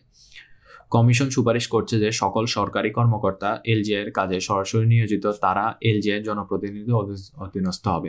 অর্থাৎ এখানে বলতেছে যে যারা হচ্ছে ধরেন উপজেলার ধরেন যারা কর্মকর্তা কর্মচারী তারা হচ্ছে যে ওই এলজিআই এর অর্থাৎ ওই উপজেলার চেয়ারম্যানের কাছে অধীনস্থ হবে, এ হচ্ছে কথা। যে সকল সরকারি বিভাগ এলজিআই এর এখতিয়ার উন্নয়ন প্রকল্পের বাস্তবায়ন সম্পৃক্ত তারা এলজিআই জনপ্রতিনিধিদের সঙ্গে কাজ করবে। ওকে, তারা হচ্ছে চেয়ারম্যানের নির্দেশে কাজ করবে যারা সরকারি বিভাগ থেকে এলজিআই এর এখতিয়ারভুক্ত আছে। এলজিআই স্থানীয়ভাবে নিজস্ব তহবিল সংগ্রহ করতে পারবে, অর্থাৎ স্থানীয়ভাবে তারা বিভিন্ন ধরনের তহবিল সংগ্রহ করতে পারবে। তহবিল এলজিআই এর বাজেটের চেয়ে কম হওয়ার সম্ভাবনা যদি এলজিআই এর বাজেট বেশি থাকে তবে সেই বাজেট আইনসভার উচ্চকক্ষে স্থানীয় সরকার সম্পর্কিত ওই যে স্থায়ী কমিটিগুলো বললাম না, ওই স্থায়ী কমিটিগুলোর মধ্যে একটা কমিটি হচ্ছে স্থানীয় সরকার কমিটি, তাদের কাছে পাঠাবে। উক্ত বাজেট আইনসভার উচ্চকক্ষে স্থানীয় সরকার সম্পর্কিত কমিটি দ্বারা অনুমোদিত হলে সংশ্লিষ্ট মন্ত্রণালয়কে 15 দিনের বাজেটে উল্লেখিত ঘাটতি বরাদ্দ দিতে নির্দেশ দেবে না বলতে দেবেন বলতে আমি এখানে বুঝি নাই এক্স্যাক্টলি কি বুঝাইছে, যদিও ফাইনাল ভার্সনে এরকম ভুল থাকবে না। কমিশন প্রতিটি জেলায় পারস্পরিক কার্যক্রম সমন্বয়ের লক্ষ্যে একটি জেলা সমন্বয় কাউন্সিল, ওই যে রাষ্ট্রপতি নির্বাচনের সময় একজন বললাম না প্রত্যেক জেলার সমন্বয় কাউন্সিল একটা করে ভোট থাকবে, অর্থাৎ জেলার একটা করে ভোট থাকবে, সেটা হচ্ছে যে আপনার জেলা সমন্বয় কাউন্সিল। এই জেলা সমন্বয় কাউন্সিলের কথা বলা হয়েছে। সুপারিশ করছে যা সেই জেলার মধ্যে সকল এলজিআই এর একটি সমন্বয় ও যৌথ কার্য সম্পাদন করে সংস্থা হিসেবে কাজ করবে। এই সদস্য প্রতিটি উপজেলা পরিষদ থেকে নির্বাচিত চেয়ারম্যান ও 2 জন ভাইস চেয়ারম্যান, তারপরে প্রতিটি পৌরসভা থেকে নির্বাচিত মেয়র, 2 জন ডেপুটি মেয়র, প্রতিটি ইউনিয়ন পরিষদ থেকে নির্বাচিত চেয়ারম্যান, তারপর সিটি কর্পোরেশন নিজস্ব সমন্বয় কাউন্সিল থাকবে। অর্থাৎ সিটি কর্পোরেশন তো কেউ হবে না, তো জেলা সমন্বয় কাউন্সিলের প্রতিটি উপজেলা হচ্ছে যে চেয়ারম্যান থাকবে, তারপর 2জন ভাইস চেয়ারম্যান থাকবে, তারপরে পৌরসভার ক্ষেত্রে মেয়র থাকবে, তারপর হচ্ছে 2জন ডেপুটি মেয়র থাকবে, আর ইউনিয়ন পরিষদ থেকে একজন চেয়ারম্যান থাকবে। এই হচ্ছে জেলা কাউন্সিল, এভাবে জেলা কাউন্সিল হবে। কমিশন এলজিআই সকল নির্বাচন কমিশনের সরকারি তত্ত্বাবধানে অনুষ্ঠান সুপারিশ করছে। অর্থাৎ এলজিআই সকল নির্বাচন কমিশনের সরাসরি তত্ত্বাবধান অনুষ্ঠানে সুপারিশ করছে। ওকে, মানে সরাসরি তাদের নির্বাচন কমিশন হচ্ছে যে এইসব এলজিআই এর ইয়াগুলো করবে, নির্বাচনগুলো করবে। সংস্কার কমিশন একটি স্থানীয় সরকার কমিশন প্রতিষ্ঠার সুপারিশ করছে। হ্যাঁ, স্থানীয় সরকার কমিশন যা একজন প্রধান স্থানীয় সরকার কমিশনার এবং 4জন কমিশনার নিয়ে গঠিত হবে। ওকে, এটাও ভালো বলছে। সংবিধান বিধানের অধীন একটি স্থায়ী অ্যাটর্নি সার্ভিস প্রতিষ্ঠার সুপারিশ করছে। সাংবিধানিক স্থায়ী অ্যাটর্নি সার্ভিস একটা হবে, যারা আইনগুলো দেখবে। সাংবিধানিক কমিশন সমূহ সিআরসি, ওই কি জানি এটা সিআরসি আসলে ভুলে গেছি আমি, সিআরসির ফুল মিনিংটা কি? আচ্ছা, যাই হোক, সাংবিধান আই গেস কনস্টিটিউশনাল ছিল তো, এখানে আমি একটা লিখলাম না, একটু ওয়েট।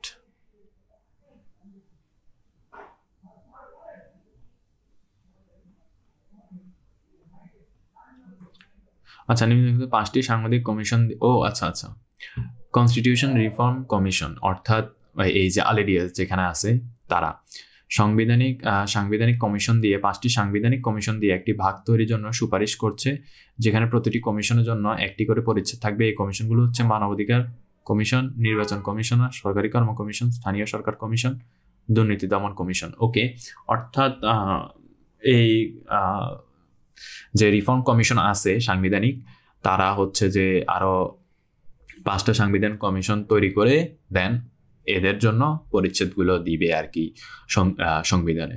যেমন মানবাধিকার, নির্বাচন নিয়ে থাকবে, সরকারি কর্মরত হিসেবে থাকবে, তারপর স্থানীয় সরকার হিসেবে থাকবে, লোকাল গভর্নমেন্ট, তারপরে হচ্ছে যে আপনার দুর্নীতি দমনের থাকবে। সিআরসি সুপারিশ করছে যে সবগুলো কমিশন গঠন, নিয়োগ, কার্যকর অপসারণ প্রক্রিয়া একই রকম হবে, প্রত্যেকটির মেয়াদ হবে 4 বছর। ওকে,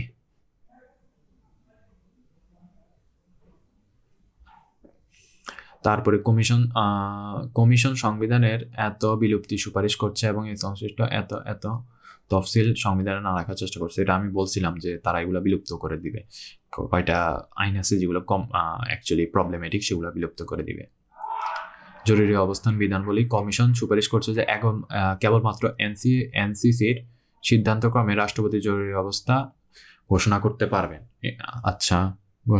পারবেন। কমিশন মনে করে জরুরি অবস্থা সময় নাগরিকদের কোনো অধিকার রদ করা যাবে না, আদালতে যাওয়ার অধিকার স্থগিত করা যাবে না। তাই কমিশন অনুচ্ছেদ এত বাতিলের সুপারিশ করছে, যেটা আসলে জরুরি অবস্থার ক্ষেত্রে সবার অধিকার রদ করতে করে দেওয়া হয়। সেটা আই গেস এগুলো ছিল 141 খ ও 141 গ, এগুলোতে ছিল, এবং সেগুলো বাদ করে দিছে, এবং এগুলো যাতে কোনো অধিকার রোধ করা না যায় জরুরি অবস্থার সময়। এবং রাষ্ট্রপতি জরুরি অবস্থা ঘোষণা করবেন, সেটা কিসের? এনসিসির সিদ্ধান্তক্রমে। এ হচ্ছে কথা। এই সংবিধান তৈরি করতে চেয়েছে, যেভাবে তৈরি করতে চেয়েছে ওইভাবে যদি তৈরি করা হয়, যেভাবে প্রস্তাব দিয়েছে সেভাবে যদি তৈরি করা হয়, সেটা আসলে বেস্ট হবে বাংলাদেশের জন্য। আমার মতে এটা যেভাবে সবকিছু বিস্তারিতভাবে সবকিছু আরও যদিও বাকি আছে, বিস্তারিতভাবে যেভাবে বলা হয়েছে ওইভাবে যদি করা হয়, আমি জানি যে রাজনৈতিক দলগুলো এভাবে করতে চাবে না, কারণ রাজনৈতিক ফ্যাসিবাদ দমনে এই সংবিধান অনেক বেশি কার্যকর হবে আমার কাছে পার্সোনালি মনে হয়। এখন অনেক রাজনৈতিক দলই তো এটা চাবে যে আমি যাতে ক্ষমতায় থেকে যাই, অন্য কেউ যেন চান্সই না পায়, আমরা অন্য কাউকে কথাও বলতে দিব না। কিন্তু এই সংবিধান যদি বাস্তবায়ন হয় তাহলে সেটা সম্ভব হবে না। খুবই সুন্দর, খুবই আলী রিয়াজ তো মাইন্ড ব্লোয়িং একটা কাজ করছে, ডক্টর আলী রিয়াজ সাহেব খুব মাইন্ড ব্লোয়িং একটা কাজ করছেন। আমার কাছে মনে হয় যে এটা একটা উন্নত রাষ্ট্রের, যারা উন্নত হতে চায়, যারা উন্নত রাষ্ট্রের স্বপ্ন দেখে, সেসব দেশের জন্য এরকম একটা সংবিধান খুবই খুবই খুবই প্রয়োজন। আই গেস সংবিধানের আমরা যেভাবে আছে ওভাবে যদি ইয়ে করতে পারি, আমরা একদিন অনেক উন্নত হব, এই আশা আছে। এ হচ্ছে কথা। আর যেভাবে সবকিছু আরো আই গেস ইয়ে নিয়ে মানুষের অধিকার নিয়ে আরো বলার বাকি আছে এখানে কিছু, যদিও এগুলো পরবর্তীতে আসবে, যেহেতু মানবাধিকার একটা কমিশন হবে বলা হয়েছে, তবে আরো বিস্তারিত অনেক কিছু হবে। বাট আমার কাছে মনে হচ্ছে যে এটা মানে কাইন্ড অফ বেস্ট হয়েছে আমার কাছে মনে হয়। এটাকে আরো যদি ঘষা মাজা করা যায় তাহলে অবশ্যই আরো বেশি ভালো হবে। কিন্তু তারপরও doctor Ali Riaz, salute to you, সেই একটা কাজ করছে অস্থির। ঠিক আছে, থ্যাংক ইউ এভরিওয়ান, আল্লাহ হাফেজ, সবাই ভালো থাকবেন।